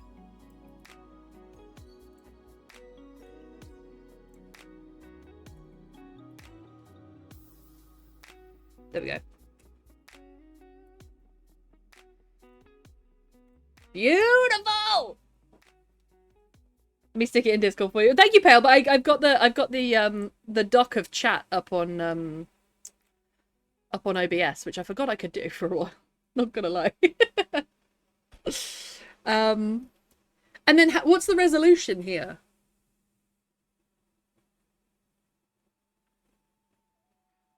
Does Seth stand his ground and Enoch respects it so much he doesn't shoot him? Does he shoot him in the foot? What's the resolution? That is a great seafarer, Taylor. Oh, absolutely, Tay. He also wrote my wife into existence.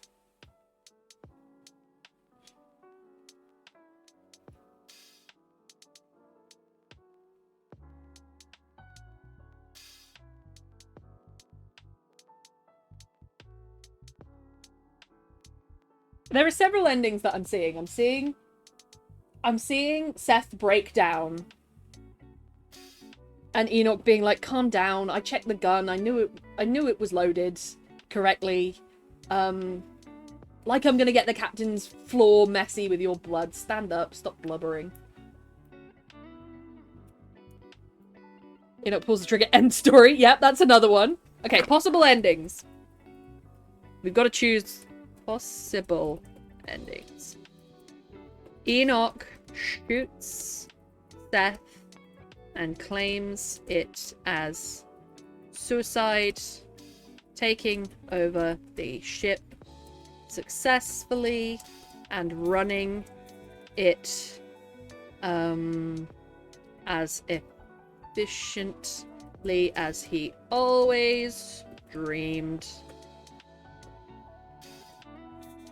Seth breaks down, admits his lie, and Enoch shoots him. Seth breaks down, admits his lie, and Enoch spares him. Bargaining on keeping his position as quartermaster.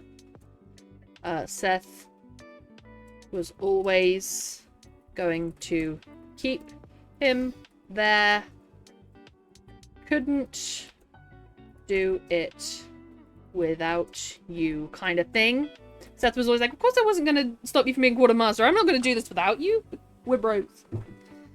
Enoch pulls the trigger and nothing happens. Seth got lucky and it was a damp squib after all. Yes! Beautiful. Enoch pulls trigger. And the gun does not fire. Lucky Seth. Enoch believes the lie. Okay.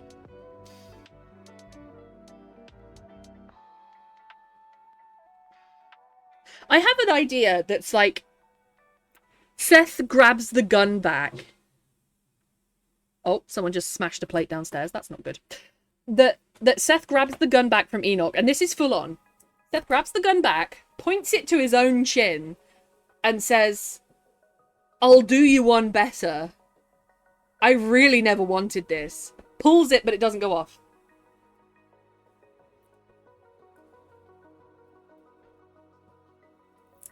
I don't know if that's too spicy.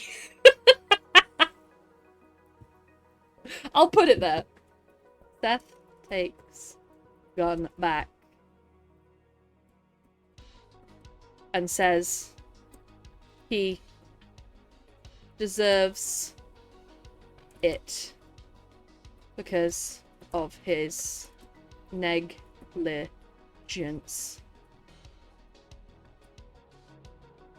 Pulls the trigger, but the gun doesn't go off. Lucky Seth. Enoch shoots, but with a switched out gun or with a bad flintlock and established Seth as captain. But Enoch is truly runs the ship from then on. Yes, that would be okay. Public mutiny. So if it's not just those two, but if it's everyone else, Enoch secures Seth as captain, but himself as leader by switching the gun to a dud and proving the lie to everyone. Struggles and blasts through the door, nailing the officer of the watch. What do you mean?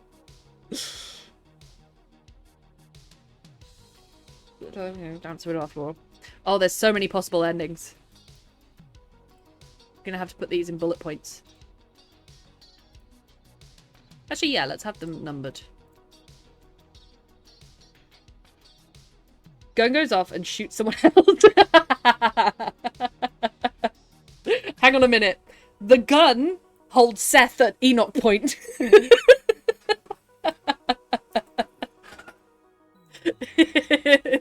There's too many.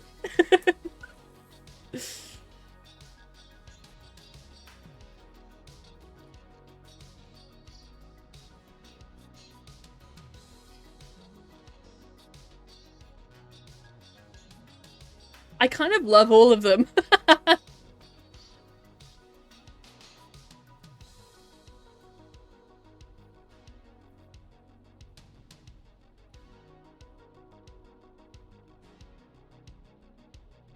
I like the thought that they would discuss as well why on earth the captain chose Seth. And they come at it from a point of like... Enoch knows that he would run the ship perfectly, and Seth is like, yeah, too perfectly. No one would be happy. Something like that needs to... A point needs to be made on that. Less than 2,000 blocks to go! Nice, Tay! Thank you so much for doing this. Wait. I'm waiting. Wait.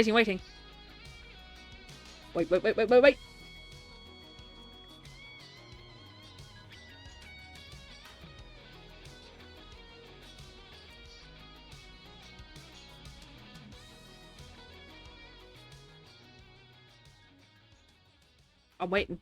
I'm on tendy hooks. Are you okay with a bit of supernatural influence? I guess it depends on the type. Are you talking about the captain's ghost? Because yeah.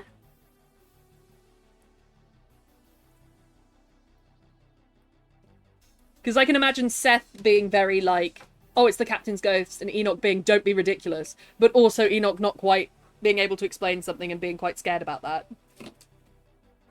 I'd be happy to introduce a little bit of ghostiness. I write it in, Enoch's a vampire. Enoch's 20,000 years old. He's never been captain and he's really fucking bitter about it.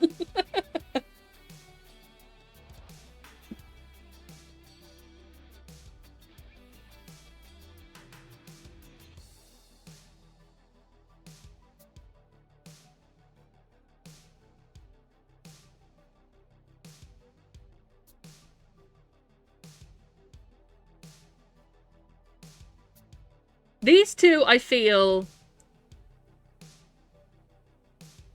they are possibilities that will be explored, but possibly not the ending. So 3, 4, 5, and 6. Seth breaks down, admits his lie, and Enoch spares him, bargaining on keeping his position as quartermaster. Seth was always going to keep him there. Couldn't do it without you. So that is upon the thought that Enoch would go away and think, Seth doesn't like me very much. He's not going to keep me as quartermaster. He's going to have me scrubbing deck, and I'm not willing to do that. I'm either going to be captain or quartermaster. And Seth is like, Jesus, dude, I was always going to keep you as quartermaster. What are you talking about? In front of all crew, the outline of the captain pulls the gun away from either, points the gun at both, and then fires it in the air. Ooh! Yes!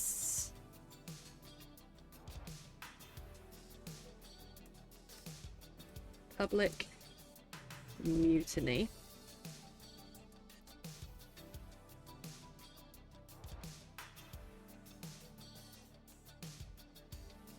Beans. Because that would be quite a good descriptive piece to do, because the captain's ghost could appear as like sea spray.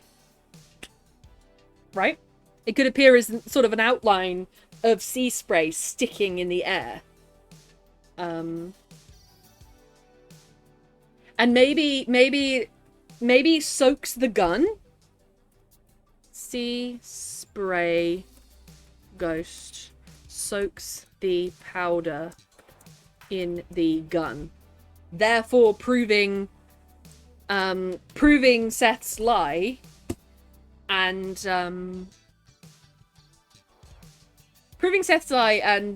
making him captain, securing him as captain, disproving Enoch, and stopping any death. Or, like you say, targets them both. Or in a knocks their head together kind of way. Yes. Let me see. The captain chose me because you are the quartermaster. No one could replace you. You always had the ship together. You always made sure the crew was well fed, the ship was well maintained. You're the quartermaster of legend. I'm replaceable, so is the captain, but not you. The captain is a target, but not the quartermaster. Oh! That's going copy-paste. I love that.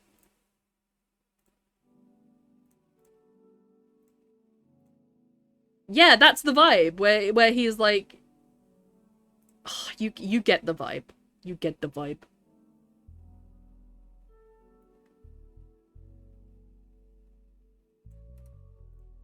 So that's for the, this one.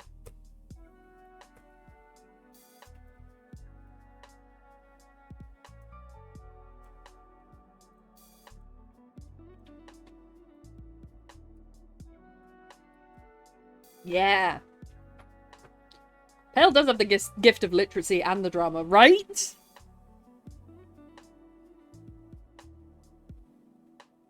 Yeah, like I decide where we go and you decide how to get us there. Yeah. I like that ending. Because it shows their distrust towards each other, followed by their trust towards one another. Because Enoch has gone away and thought he's not going to keep me as quartermaster, and Seth has gone away and thought there's going to be a mutiny, and then they come together and been like, actually Actually, Enoch, I respect you. And then Enoch, because he's respected, would help. Now when I'm writing for myself. Only here. Only within Writing Club.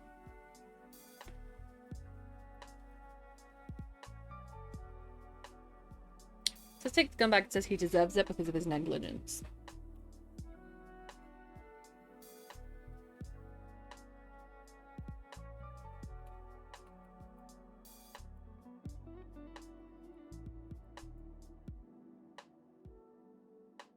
Sorry, I was exploring the concept of merging a two of them then, but I don't think it's going to work. Only with use my muse. Oh, pale. The blood of the crew is the entire crew. It's just the entire crew.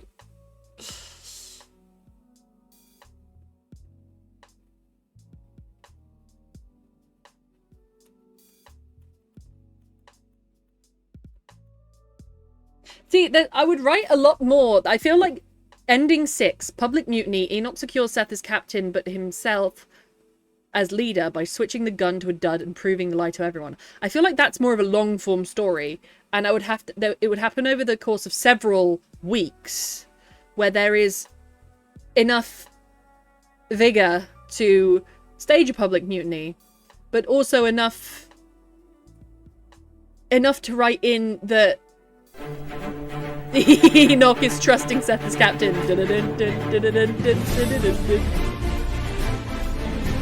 Hell yeah! That's all I want to listen to when writing this, but I can't because it's copyright. Thank you, Pale, for those biddies. I want it to be suitably rough, though.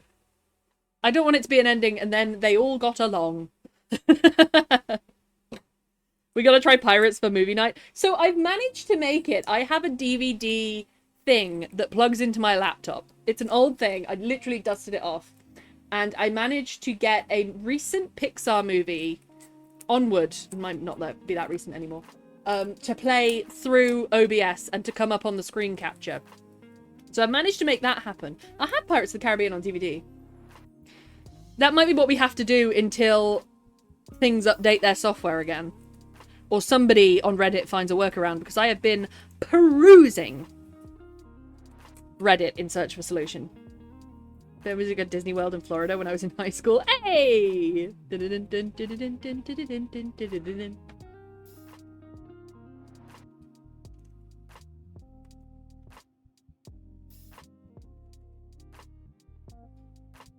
So the question that is going to decide, that's going to cut these in half is, does Enoch believe the lie even for a second, or does he doubt his own ability to check the gun, which he did? Because I've written it in. Hang on, let me find it.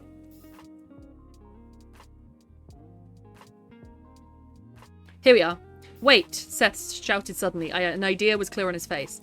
He turned back, grabbed the loaded pistol left by the invader he had pinned to the floor. Enoch snatched the pistol from his grip and checked the barrel before nodding and handing it back to Seth.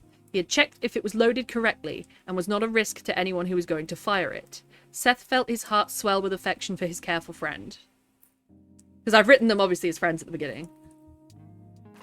So, he had checked to see if it was loaded correctly.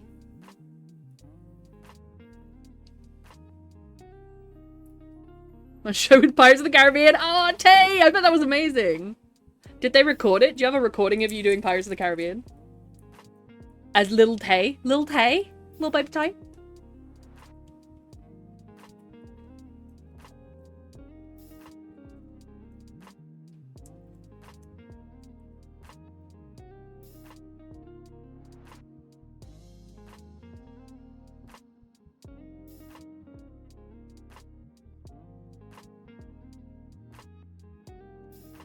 So, flashback to a party with Seth, Enoch, and the captain.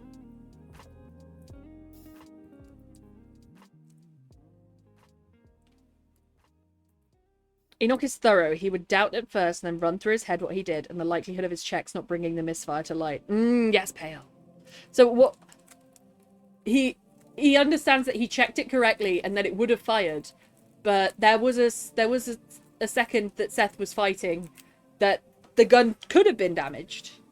So I feel like he would know that it's likely that Seth could have fired, but he'd want to check for himself. He'd want to get his hands on the gun again. He will steal that gun.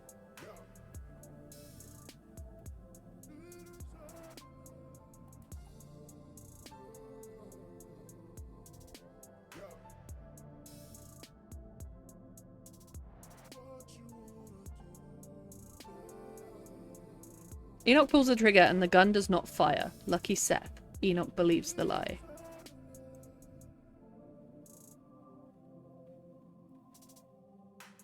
Actually, let's put these in red. Let's put the ones that I'm least likely to use in red. The ones that are more than possible in yellow.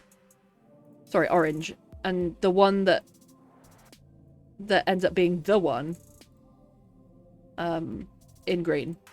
Traffic light system. Recording somewhere, we got to the opening act of the reposting of the Galaxy Palace Theatre after it being closed for 6 months for reservations. Hey! I bet it was amazing! I bet it was amazing. Did you have Captain Jack with you? Enoch pulls the trigger, the gun does not fire. Lucky Seth. Enoch believes the lie. Seth takes the gun back.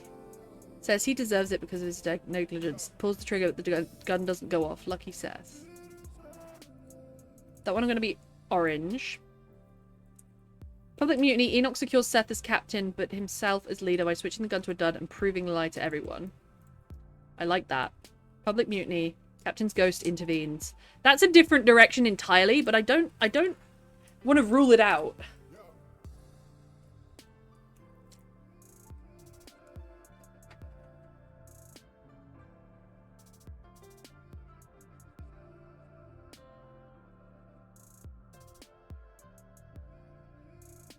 Thing is, I'm viewing this one and I'm saying that Seth takes the gun back, says he deserves it because of his negligence, pulls the triggers, but the gun doesn't go off. Lucky Seth. Is it that the gun doesn't go off because Enoch has tampered with it with the intent of proving Seth as captain? Or possibly that the captain's ghost has soaked the powder?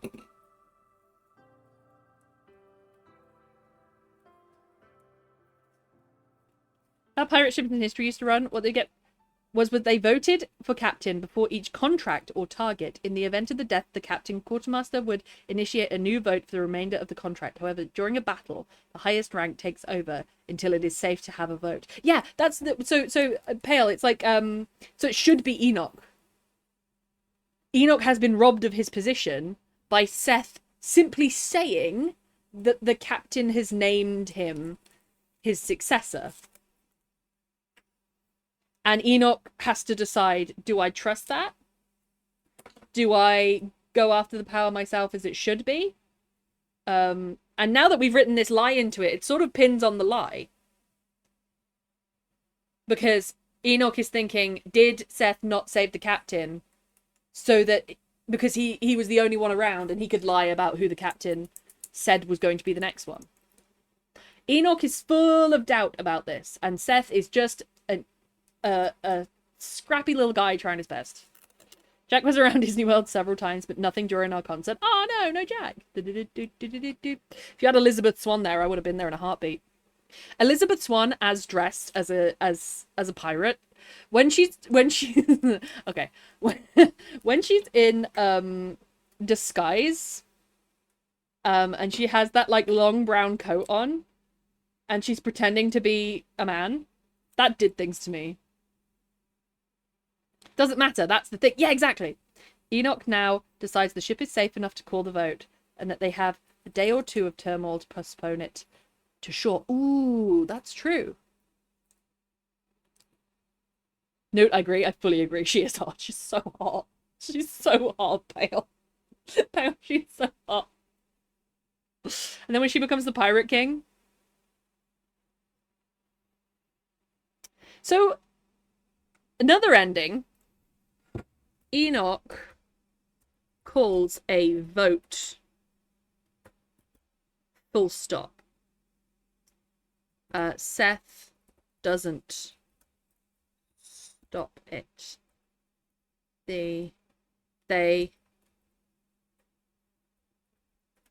both plead cases and the crew decides who the new captain based on the gun lie. Because that's a way to avoid a mutiny here. A full public mutiny is to have a public trial to decide which way the vote goes, right? Ship is not safe enough. Say there was still a Spanish ship tailing them. Ooh, yes. Seth delays by saying ship is still in safe Spanish waters. I like that. Because it could be like Enoch calls a vote, Seth doesn't stop it. They both plead their cases, and it all hinges on the crew's like, well, if the gun truly didn't fire, then that's, you know, Seth couldn't have saved the captain, and the captain, the captain's final words are probably true. But if it could have fired and he didn't, then the captain's words are likely a lie, and it should be Enoch who's the captain. So they do a trial by fire, literally, and Enoch tampers with the gun. I feel like that could be the ending.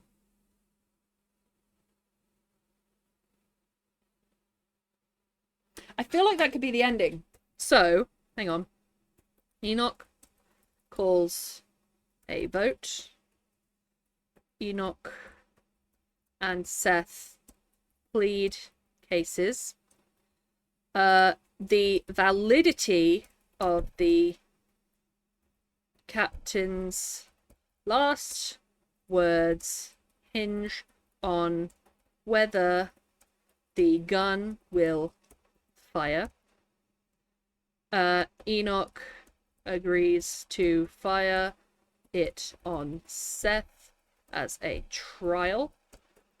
Gun doesn't fire. Enoch has tampered with it. Because he doesn't want Seth to die, because he's kind.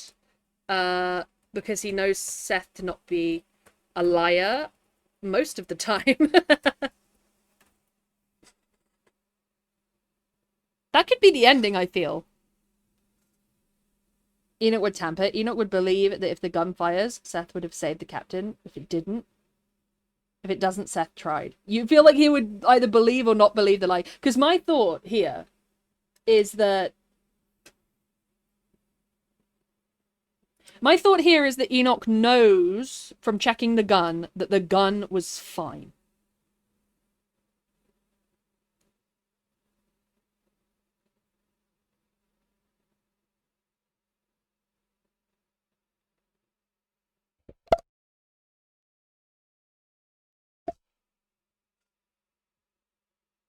Or he thinks the gun is fine. Oh, do you know what? It's so complicated. Enoch agrees to fire it on Seth as a trial. Gun doesn't fire. Enoch has tampered with it.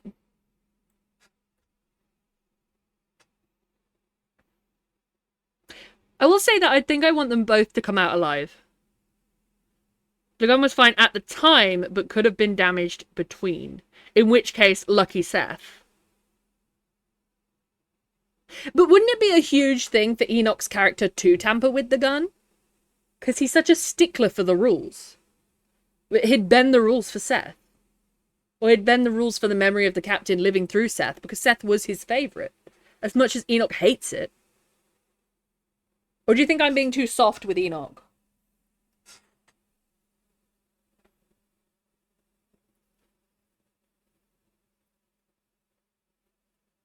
I might be being too soft with Enoch.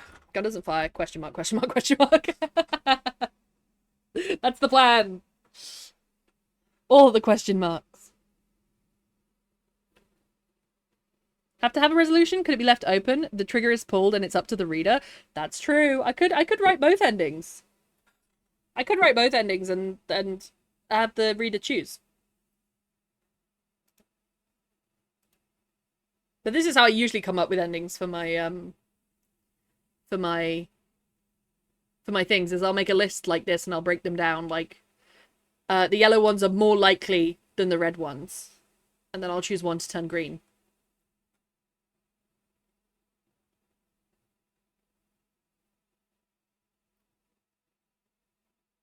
Enoch pulls the trigger and the gun does not fire. Lucky Seth. Enoch believes the lie.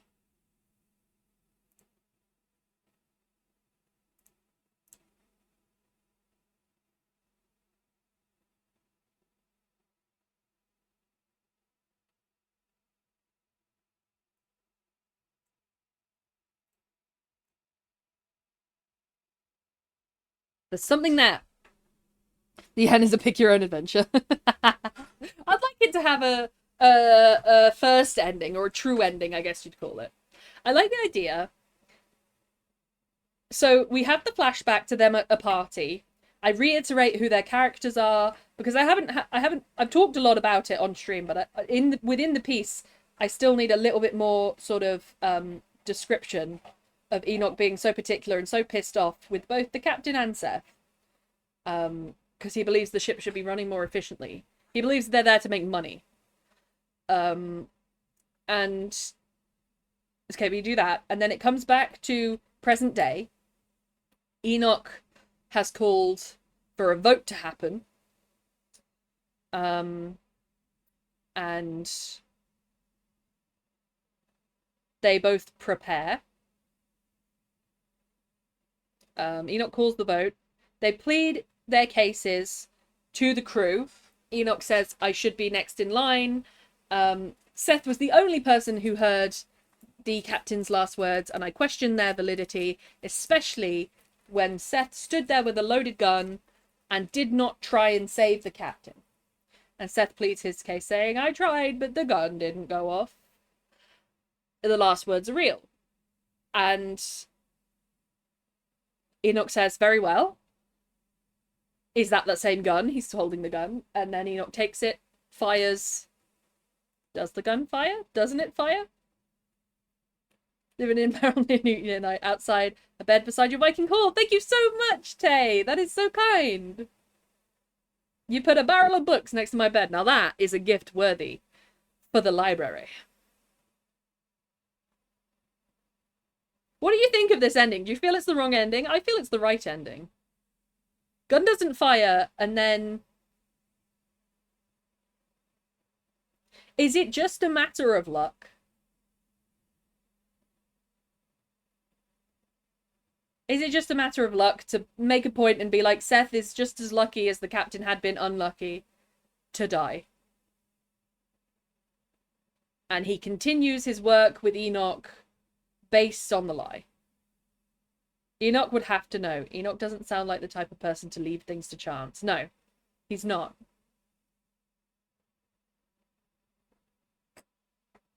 But then, because Seth didn't try to fire the gun, in reality, Seth did not try and fire the gun. He was frozen, he was upset, he just paused.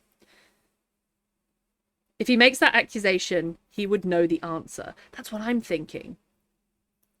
So Enoch would say, right then, I will fire on you to prove this. And so there's two endings. Whether Enoch doesn't tamper with the gun, fires it on Seth, and Seth dies. Enoch, new captain. Enoch tampers with the gun, fires it on Seth, and secures Seth's place as captain because Enoch never wanted to be captain, he just wanted to be loved by the captain. Or Enoch refuses to fire because he knows the answer, but then that gives the answer to the crew. And gets them both in shit. With the crew, then. I feel like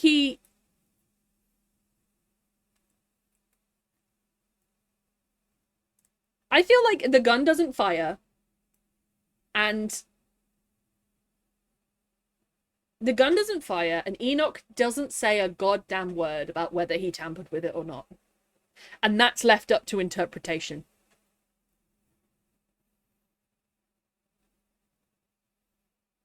And Enoch's just like, you were very lucky, because I could have sworn when I checked that gun in the battle that it was fine.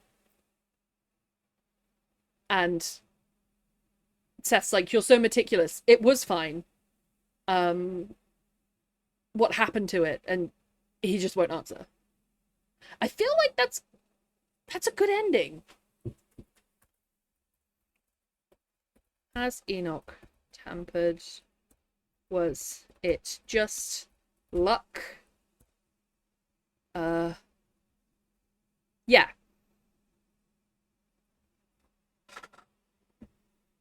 And maybe what changes Enoch's mind is this speech up here. The captain chose me because you are the quartermaster. No one could replace you. You always held the ship together. You always made sure the crew was well fed and the ship was well maintained. You are the quartermaster of legend. I'm replaceable. So was the captain, but not you. The captain is a target, but not the quartermaster. Someone challenges Seth other than Enoch. Enoch makes the call and tampers and doesn't accuse, but rather states the only reason that Seth is currently captain is his word, and also his word that this gun he was holding misfired, and thus he was not able to save the captain. Yes. So you think Enoch would hold it over Seth's head? He would admit to tampering with it, because he has to make that shot because someone else has accused. I like that. I like that. Enoch agrees to fire it on Seth as a trial, because I've not put what happens in between these two. The crew accuse Seth of lying heavily here. The crew are up in arms. Jams mysteriously as if someone's hand was in the way. Yes. There could be that intervention thing. Has Enoch tampered? Was it just luck? Was it intervention from the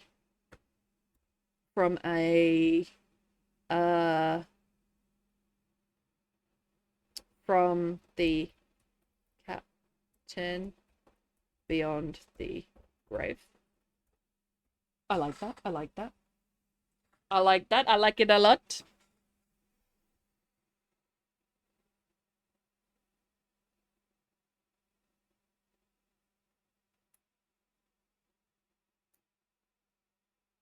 And now I need to look up what on earth, how do you tamper with a flintlock?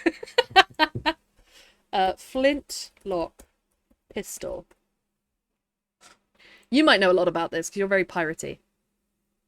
It uses a flint striking ignition mechanism. Let the reader interpret it as they will. That's what I mean. Like, why not leave this part particularly open to interpretation? And it ends with Seth and Enoch working together.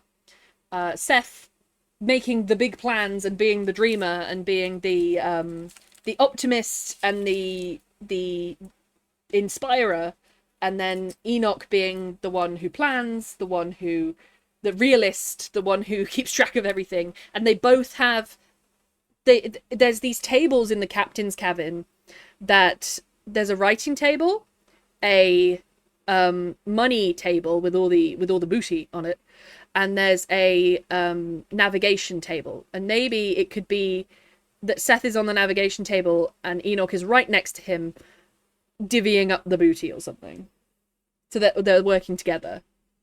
And whether it was tampered with or whether it was luck or whether it was the captain beyond the grave, they just don't talk about it. Bon sour, Bexy! How are you?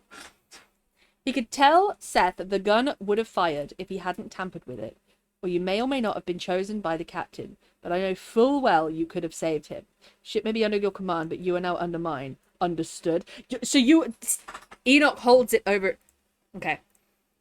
Will Enoch hold it over Seth's head and command through him? Bad powder would be good, damp, so that the nitrate is wetted out. Ooh, Pale, you do know your flintlock.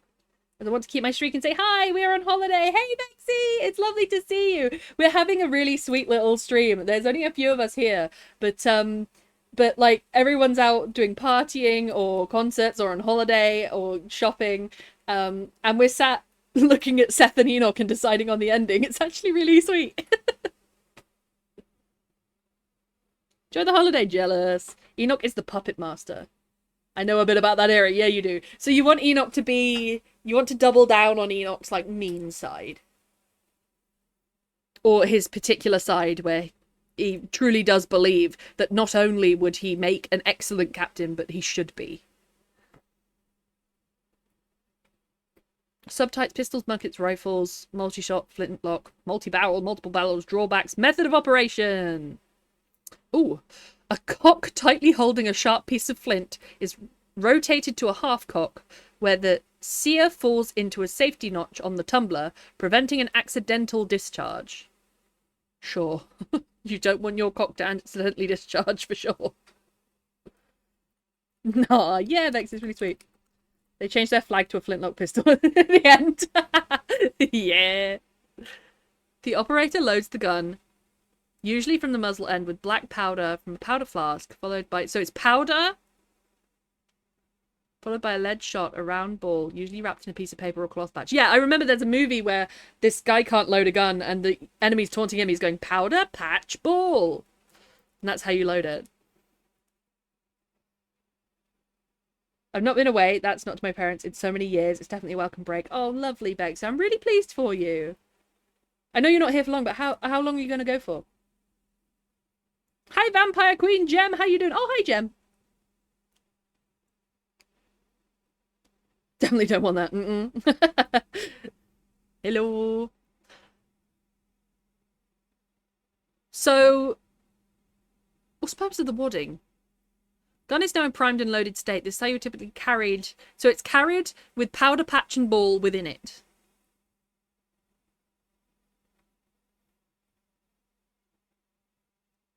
And then the flint strikes the frizzen, a piece of steel on the priming pan lid, opening it and exposing the priming powder. Contact between the flint and frizzen produces a shower of sparks, burning pieces of the metal that is directed into the gunpowder in the flash pan. Powder ignites, and the flash passes through a small hole in the barrel called a vent or touch hole that leads to the combustion chamber, where it ignites the main powder charge and the gun discharges. So, you could have that shower of sparks, but it would not ignite the combustion chamber. It would not ignite the main powder charge. Yeah, that's how it would not fire. My Twitch name lolled his Gem. I see you, Gem. Well, welcome, and I love that you're the Vampire Queen now. Wadding is to stop the ball rolling out. Oh, of course it is. So I was like, wouldn't that just burn up? We're at Devon in a lodge and it's stunning. Oh, I love Devon. If you feel comfortable, I'd love to see some pictures. Gonna refresh the planel. You're gonna refresh the planel. Enjoy the fresh. Just finished off my Romantasy chapter 4. Let's go, Gem! How are you feeling about it? Wanted to make it official! Oh, I'm so proud of you. Well done. Get going. All good, Bexy. Do enjoy Devon. It is gorgeous. And I hope you have a really restful time. The writing of the ending goes well. Thank you. We have picked 8 possible endings. And we think we found a mixture of 2 of them that fits pretty well. His marriage. Oh my god, yeah! No, Stephen Fry's age gap with his partner is not great. It's not great. I feel amazing about it. Oh, I'm so pleased for you, Gem. Are you, do you have, like, this is a big question for a writer. Do you have, like, a set time? Or are you writing it as and when you have the inspiration? I've tried to work both ways, and both ways doesn't work for me. Wait, what? Yeah, it's not great. So, Stephen Fry is going to be on this new season of Traitors coming up. That's why he's been in the news. And Stephen Fry is... I like him. I like him. I think he's a good person, but I think he's a extremely emotional person. And sometimes that doesn't reflect well on a public figure. And he's been a bit rash on Twitter, and he's been a bit rash to say things. And I don't... His relationship is there's quite the age gap. Zero words. Set my time as I write a chapter a day, at least in attempt being a uni student and all. Oh god, yeah. And I hope to have the book self-published by at least December. That's what I was going to say. Do you have an idea when it's going to come out? But that is a huge question to ask a writer, and I don't want to intimidate you for it. You keep us updated. You let us know, because I want to see it. And what are you studying at uni? I didn't know you were at uni. I did a master's degree in conservation ecology, and it may well have just killed my brain for 2 years.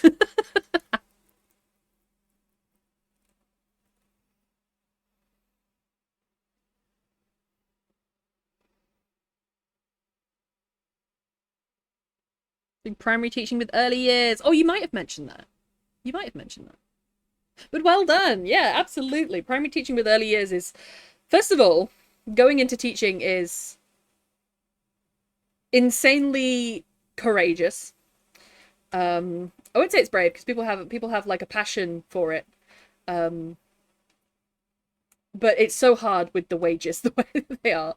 And it's essential to follow that passion, and I'm proud of you for doing that. The hairs on my arms are literally crawling, no joke. You seen a picture of them together? It's like father and son. The point where he got overwhelmed and went off the radar for months. Yeah, and left a play he was supposed to star in without a second lead. Yeah.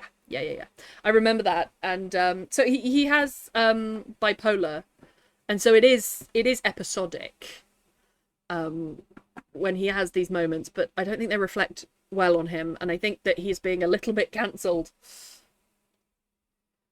I get to work with the tiny little children. I've wanted to work with children since I was in year 6. Oh, Gem, that's gorgeous. Well, I'm so glad you're pursuing that. I really am. Uni's difficult though, whatever you're doing. And I wish you the best of luck with it. Uni is just uni. What year are you in? Found out Jesus Christ is bad. Yeah. The picture is not... It's not good. I mean, I hope that they're very happy together.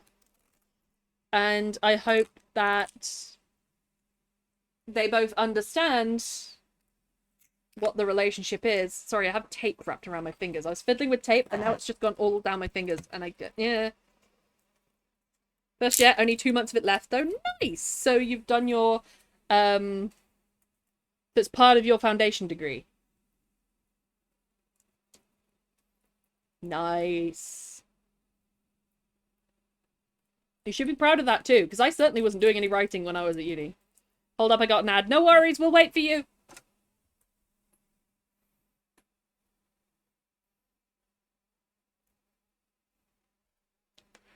Does that show up badly on the thing? Oh yeah, it does kind of cut into the thing. Sorry, my eyes aren't great. That looks good. I'll keep it like that. Alright, I like that ending, but I've got to write this flashback that reiterates who they are as people.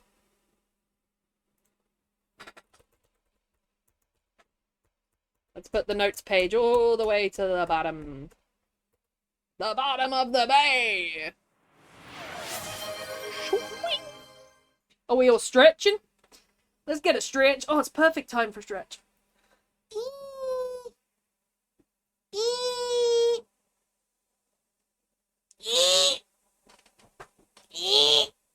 That was a good stretch.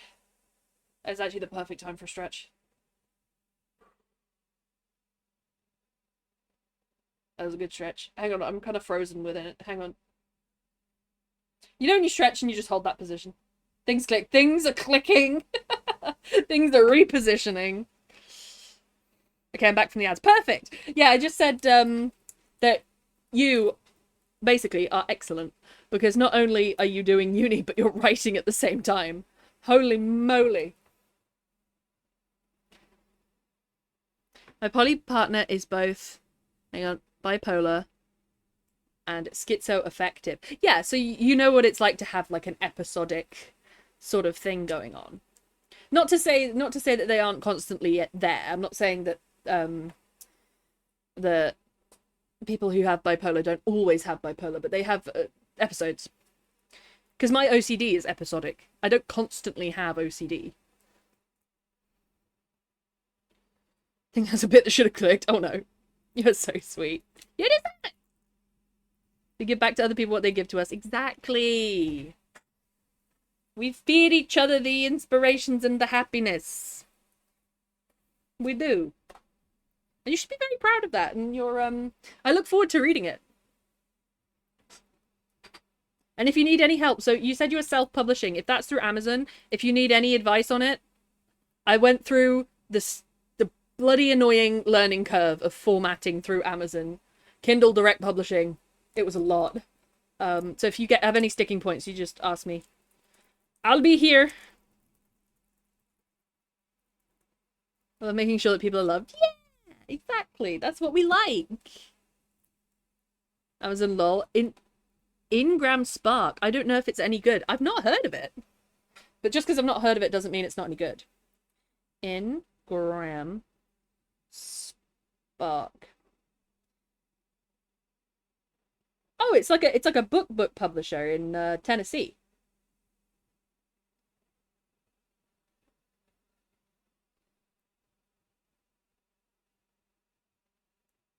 Let's start with costs, what we need and what we offer.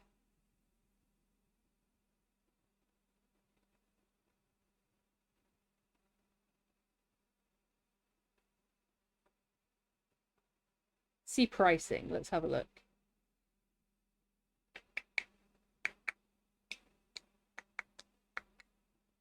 Portable book pre-publishing tools and resources, global book distribution for more sales opportunities. Right.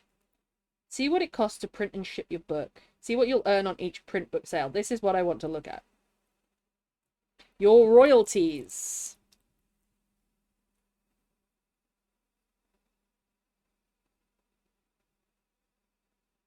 My book is about 5 by 8. It's in black and white. It's on cream paper. It's bound in paperback. Cover finish gloss. No, page count is about that. Market, United Kingdom. Print cost £2.15. Not bad at all. List price £6.49 is what I put on mine.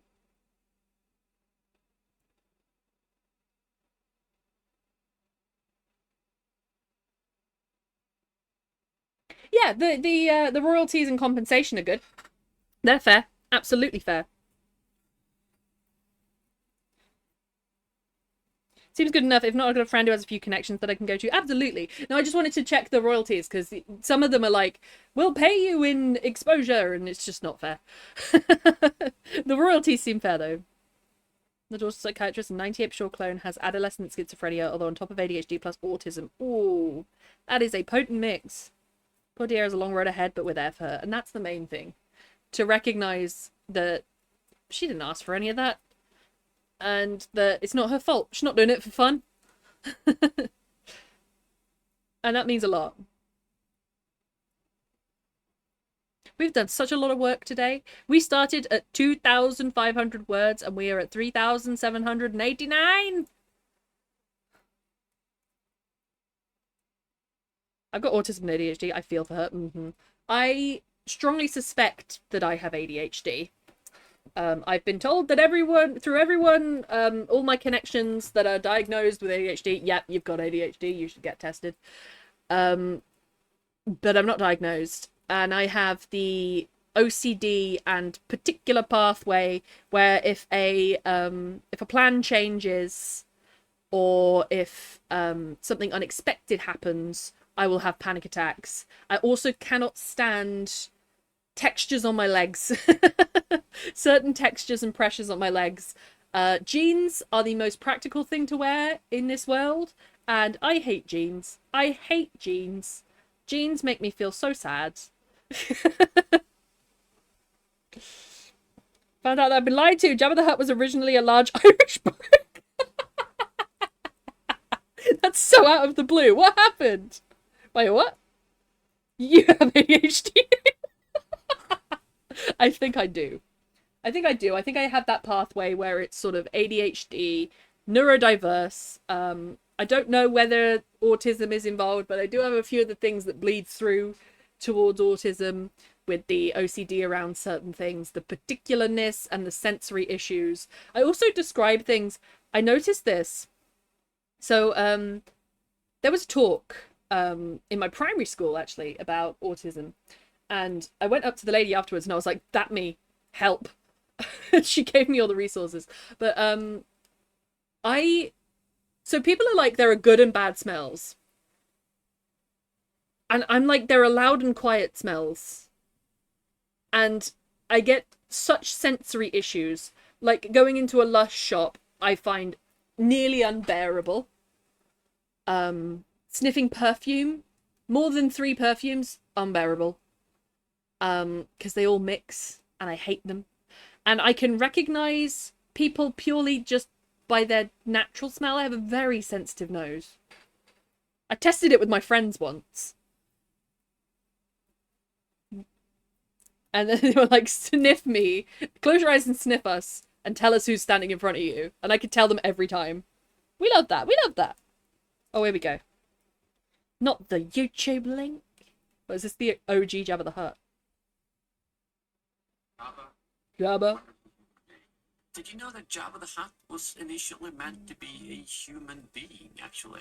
Oh wow, look at him! It's actually a cut version from 1977, where actor Declan Mulholland plays Jabba the Hutt, and as you can see, it portrays a quite different tone compared to the Jabba the Hutt we're used to seeing. George Lucas has said that back in 1977 the special effects technology simply wasn't up to the task of replacing him, although they did of course give us the kind of poor version of Jabba the Hutt, which was later changed in the 1997 special edition to the version of Jabba the Hutt that we're more used to seeing. And I think the line from Han Solo where it says you're a wonderful human being, there's a whole other meaning. It does actually when he says that. You're a wonderful human being. Although I do think it fits very nicely to the normal Jabba the Hutt as well. Yeah, because it's like sarcastic. Yeah, because it's like sarcastic. Sorry, Echo. Got your back if you ever need it. Yeah, we do. Put another version in Discord. Thank you, Bale. Lush or perfume shops either. I'm asthmatic and ADHD, so sensory overload with the lack of lung breathing. And it's like a loud smell. It's not a bad smell. It's just really loud. I also express, and I don't know whether this is, because it's a constant. I go in and out of doing it. But I don't know whether this is something entirely different. I also express feelings. I can't always say I'm happy or I'm sad or I'm fearful or I'm upset. I will describe them in colours and textures. Right now, I'm a smooth purple. I don't know what that means. That's what I am right now. I'm like a smooth, plastic top, purple, lilac colour. That's how I feel right now. But I couldn't tell you whether I felt happy, contented, whatever else, because I just can't with the language. I'm good at masking, though. Can't stand the workers in Lush. You walk in the door, they run to you like a dog and you're a dog bone. They're like, please buy something. The Lush in Oxford's alright, and I think that's just because Oxford is so overwhelming anyway. I'm already overwhelmed and I'm already sort of masking. So I'll go into Lush in Oxford, but I won't sniff any of the products. I just can't. It's just too loud in there.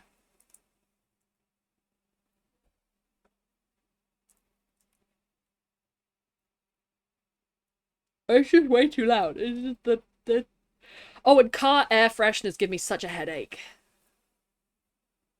I would rather it just smell like car. Because that's a quiet smell. My brain weird. It's a trip through my brain, and you're all welcome. But I definitely feel there's some neurodivergence going on.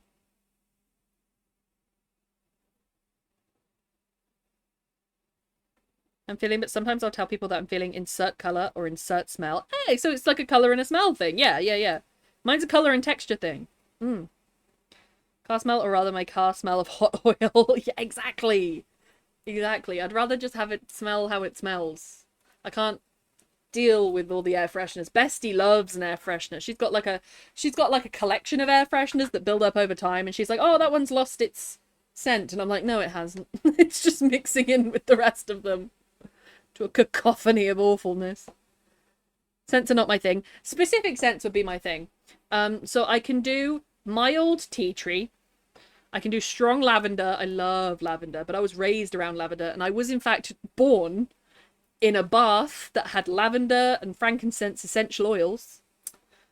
WD-40 smell too. Yes. Petrol I like, but I can't deal with it for too long. So I can do a few sort of essential oils, nice smells, and soaps and things, but I have to keep it very one at a time. I have lavender plants. Yes, Bale! Lavender makes me so happy. It just makes me feel, I love lavender.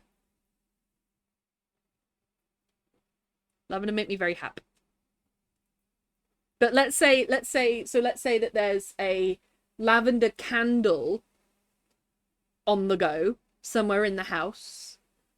I cannot put a lavender diffuser on somewhere else in the house, because then there's two lavenders and that's too much. You know what I mean?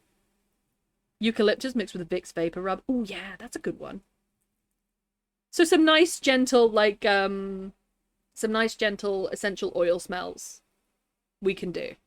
Menthol and eucalyptus. But just not all of the artificial... And all of the candles that they come out with over Christmas. Like, why do I need a gingerbread cookie dough triple caramel frappe candle? Why can it just smell like one thing? Newt's starting to sound like Sinister. Well, I don't know whether it is, because it's not like constant. Use my Scentsy stuff so much better than the candles. Yeah. I have these little essential oil drops. They're technically my mother's, but over the course of years of living with her, I've just sort of slowly tucked a few away myself. And, yeah, I'll use those. I put... Because tea tree oil doesn't smell good when it's hot. I put tea tree oil on a piece of... it's actually a diffuser. I'll put tea tree oil on that so it cold diffuses through the room. And then I'll put lavender on something hot. Like, an oil candle or something. That's how I'll do lavender, because it smells better hot. Mulled cider candle is okay. Is that the mix of clove and cinnamon? Smells like colours and colours like taste. Yeah. It's not great. It's not great. But I do taste smells. I do taste smells, but it's not like so... my understanding of I can't say it. Synesthesia is that it's like, A, it's constant in your brain, and B, it's like very bright and vivid, like you're seeing the colours. Whereas mine is just more of a feeling. So I don't know whether it qualifies. I don't know. I just think I'm a little bit on the neurodiverse side, maybe.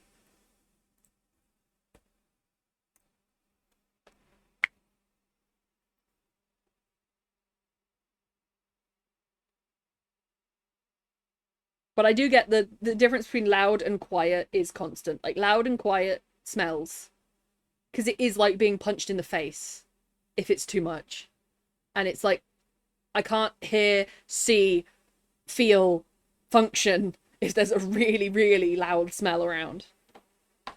I can smell colours sometimes. I get a memory. If somebody mentions something that I have a memory of, I will smell the memory. But smelling colours seems like synesthesia, right? What does pink smell like? Candy floss? See, that's a memory, though.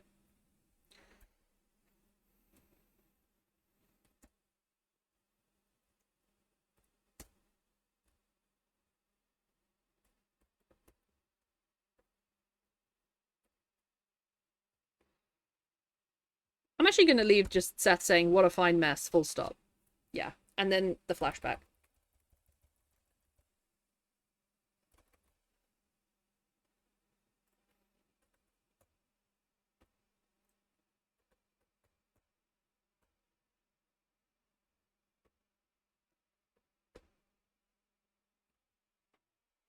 Pink smells like roses to me. Oh, gorgeous. Smell and memories are very linked. Yeah, that's what I think. When someone mentions to me, like, do you remember going to Ireland when you were 9 years old? And instead of having a specific memory, I feel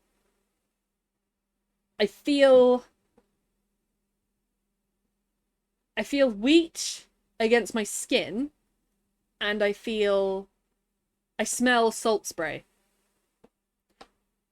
Because I think I must have walked through a wheat field in Ireland and I guess took the ferry over. But that's what I remember from Ireland, and it's like sensory memories, that's all. It's a very floral smell, pink. Yeah! I love that, Gem. Thank you for sharing that with us. Most petrichor smell, all I can think of is when I was in Florida. Yes! First of all, I love petrichor. I wrote a poem on it once. I freaking love that smell. It makes me so happy. And it's linked whenever you smell petrichor is when you were in Florida. Thinking memories we have found for the average person. What is smell? I didn't know that. The neurodiverse just adds to the reasons we relate and love you. Thank you, Tay. Thank you very much.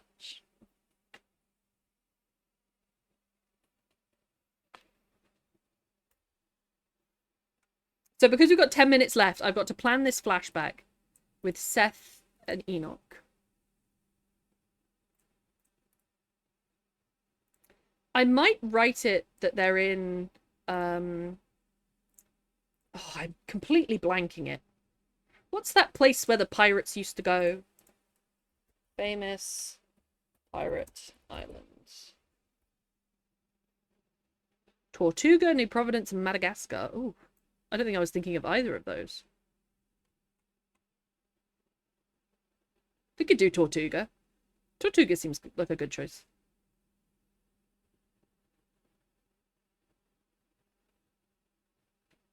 Yeah, Blackbeard frequented Tortuga. Let's go Tortuga. So I need to describe how Tortuga was. Tortuga, yeah, pale. Not petrichor itself, but that similar smell when it's humid and warm outside and getting dusk. Yeah, like before, pre-petrichor, when it's going to rain.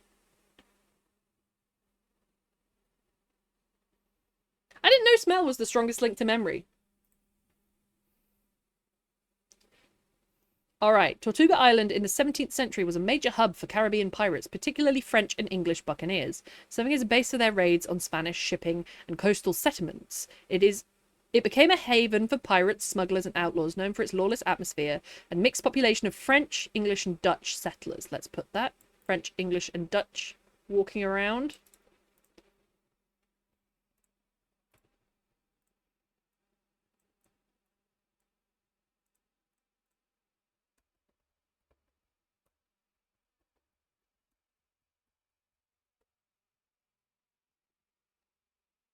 Reminds me of when I'm in Florida and Disney World. It's such a strong memory. See, I love that though. That's like your brain has so clearly linked that pathway. A small island north of Haiti was strategically making it an ideal place for pirates to ambush treasure ships returning to Europe. So they're having a night out because they've just taken some booty from a trading ship. Lovely. That's a lovely reason for them to be there. Island became a haven for buccaneers who initially hunted cattle and pigs on nearby Hispaniola, but later returned to piracy. They were known as Brethren of the Coast, a mixed community of French, English, and Dutch adventurers. In 1640, Tortuga was officially claimed by the French, who encouraged piracy by issuing letters of marque, effectively legalizing attacks on Spanish targets. This made Tortuga a semi-legitimate French colony, but retained its reputation as a pirate stronghold. Low-key love that.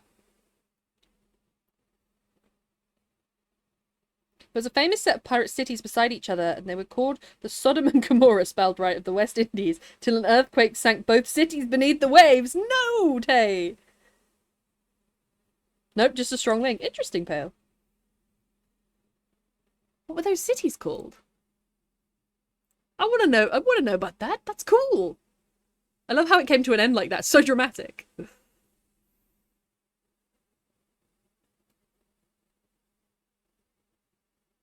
Okay, so it's been settled and resettled. The wiki, I'm on the wiki page right now. It's been settled and unsettled and settled and unsettled. Basically, it didn't really belong to anyone.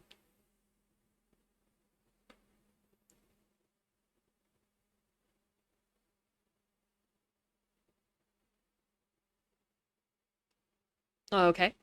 The island of Tortuga stands off the northern coast of Haiti. It is very mountainous and rocky. Yes. Oh, I've just highlighted the whole page.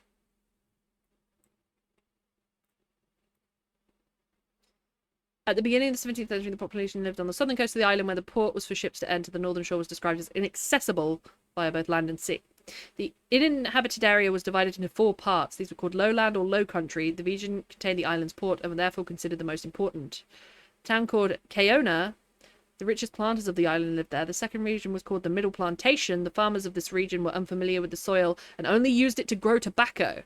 The third part was named Laringo and was positioned at the western portion of the island. The fourth region was called La Mountain.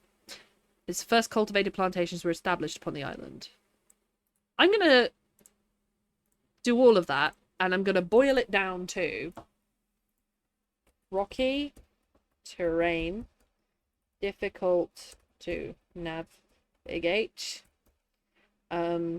farmers growing tobacco.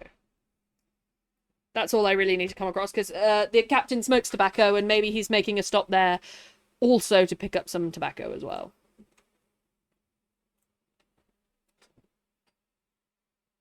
Almost like God was like, nope, not having that again.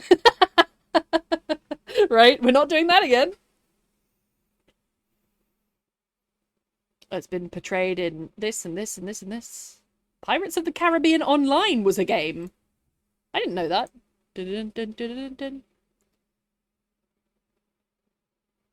Huh.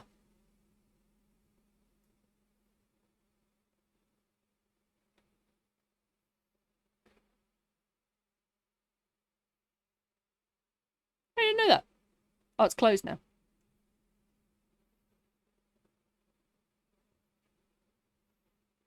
An unofficial free-to-play fan revival of the game called Legend of Pirates Online, similar to that of Toontown Rewritten, was announced by community members. That's cool. I didn't know there was that.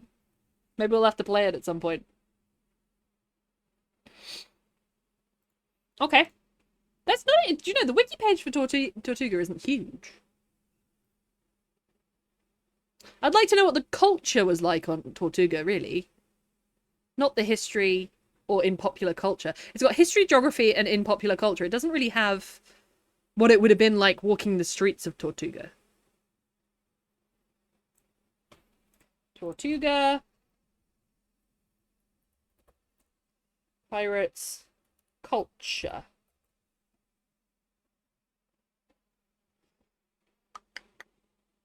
Lagging a lot now. All good. I'm going to be able to sleep well because of the heat. I'm going to head off and have a cool shower, then bed. All good. Pale. We are on for another 2 minutes and 50 seconds. So, you know, you're missing a lot of essential stuff. I think I'll make the announcement that I've got to make in the Discord. And I've got to make a new tab in order to make it and everything. It's not that exciting, if I'm honest. But yeah, it's been lovely to see you. Thank you for coming. Thank you for giving me all these lovely ideas. And yeah, I hope you have a lovely cool shower. And I hope you do sleep well. The weather's going to be cut in half, I think. Not cut in half, but it's going to take a big blow. Oxford. Yeah, so it was 28 yesterday, 24 today, and it's going all the way down to 20 on Saturday, 15 on Sunday. So it goes down in like a 5-degree stair step. So we should get a break. Twin Cities, it was split by a bay. It was Port Royal in Jamaica. Port Royal. Thank you. I will have a look at it. Just got a bit of info. Nice. Thank you, Tay. I want to know what, like, the atmosphere was about. So I understand that there's French and English colonies, but what buildings did they build?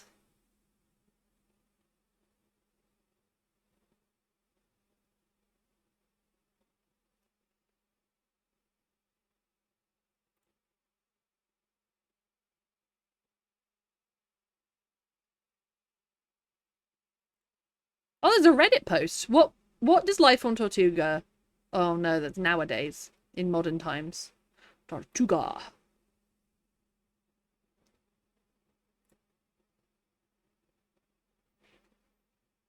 Do you know, I love pages like this. I just found a page which has like 2 animated pirate flags at the top, and it's literally written by one person called Cindy, who clearly has a passion for pirates. And she's giving me so much more of an insight. Buccaneers were hardly fragrant lovers. Imagine a buccaneer's daily routine of slaughter, a process of rotting guts and cooked grease, which created a miserable stench that never washed off. Imagine kissing a face smeared with tallow to fend off insects, and having to touch or clean a shirt constantly spattered with blood.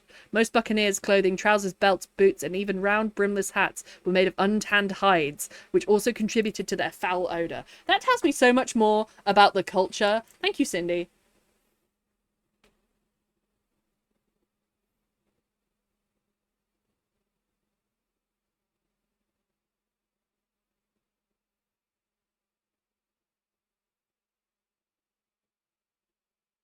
Oh, so actually, a lot of the people that lived in Tortuga were farmers or hunters, but because the ground was so poor, they often resorted to piracy. Interesting. So they weren't all pirates, or they weren't all sort of like proud pirates.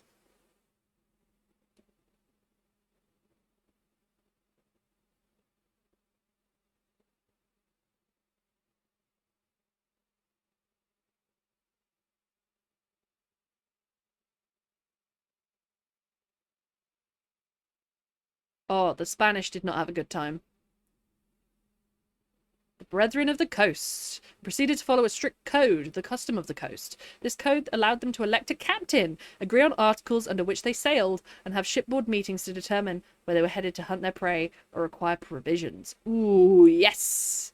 This is the code that Enoch is going to adhere to. And they maybe could have a conversation about this in the flashback.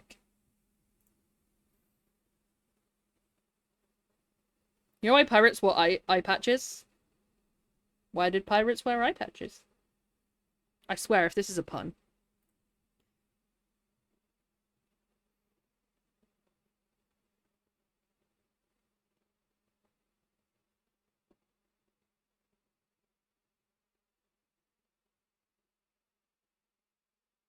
Notorious pirates.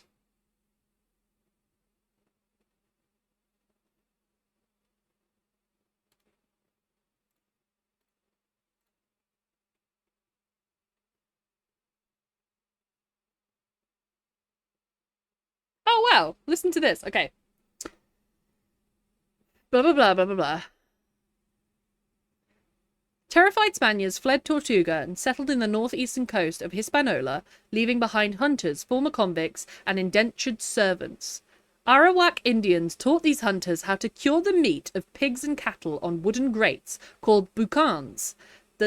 And the French later gave these hunters the names of boucanier or buccaneer. No way!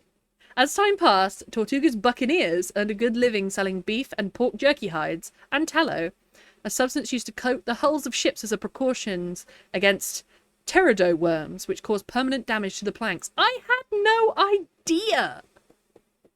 That is such a cool thing! It's not a pun, I'm ready. Eye patches because they spent a lot of time below deck and it allowed them to have an eye that... Oh! So they'd have one eye adjusted to daylight and one eye adjusted to darkness that they could use. That's a great plan, especially because of the you must get the same sort of blindness that you get in the Arctic on the sea, right?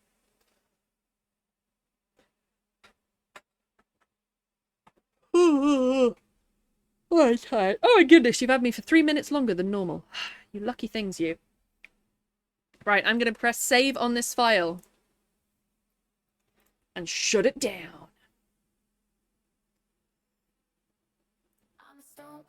Pop this on. I think at some point our lo-fi stopped. And it's just not. Yeah, Day, I see you. Right, there we are. I'm going to say thank you for being here. Thank you for chatting. Thank you for lurking. Thank you for those biddies. Thank you for everything in between. I'm going to make a small announcement on Discord. It's not a huge announcement. Since it's only you here, Tay, I'll tell you. I'm doing a sponsored stream next week. I'm going to be sponsored by Zenless Zone Zero, which is a pretty cool game that I've been trying out. And yeah, it would be excellent because I'm being sponsored to... Yay, extra newt! I need to change my all now. Yeah, Tay. But yeah, it's a lovely little game, and I was going to put all the information for the sponsorship in a tab in Discord, because I don't... If someone's not interested in listening to my sponsor spiel, that's completely fine. They can mute the tab. Thanks for streams and all you do. Oh, thank you, Tay. Thank you for being here. Thank you for supporting me. It's been a lovely little Friday. It's been a real sweet little thing.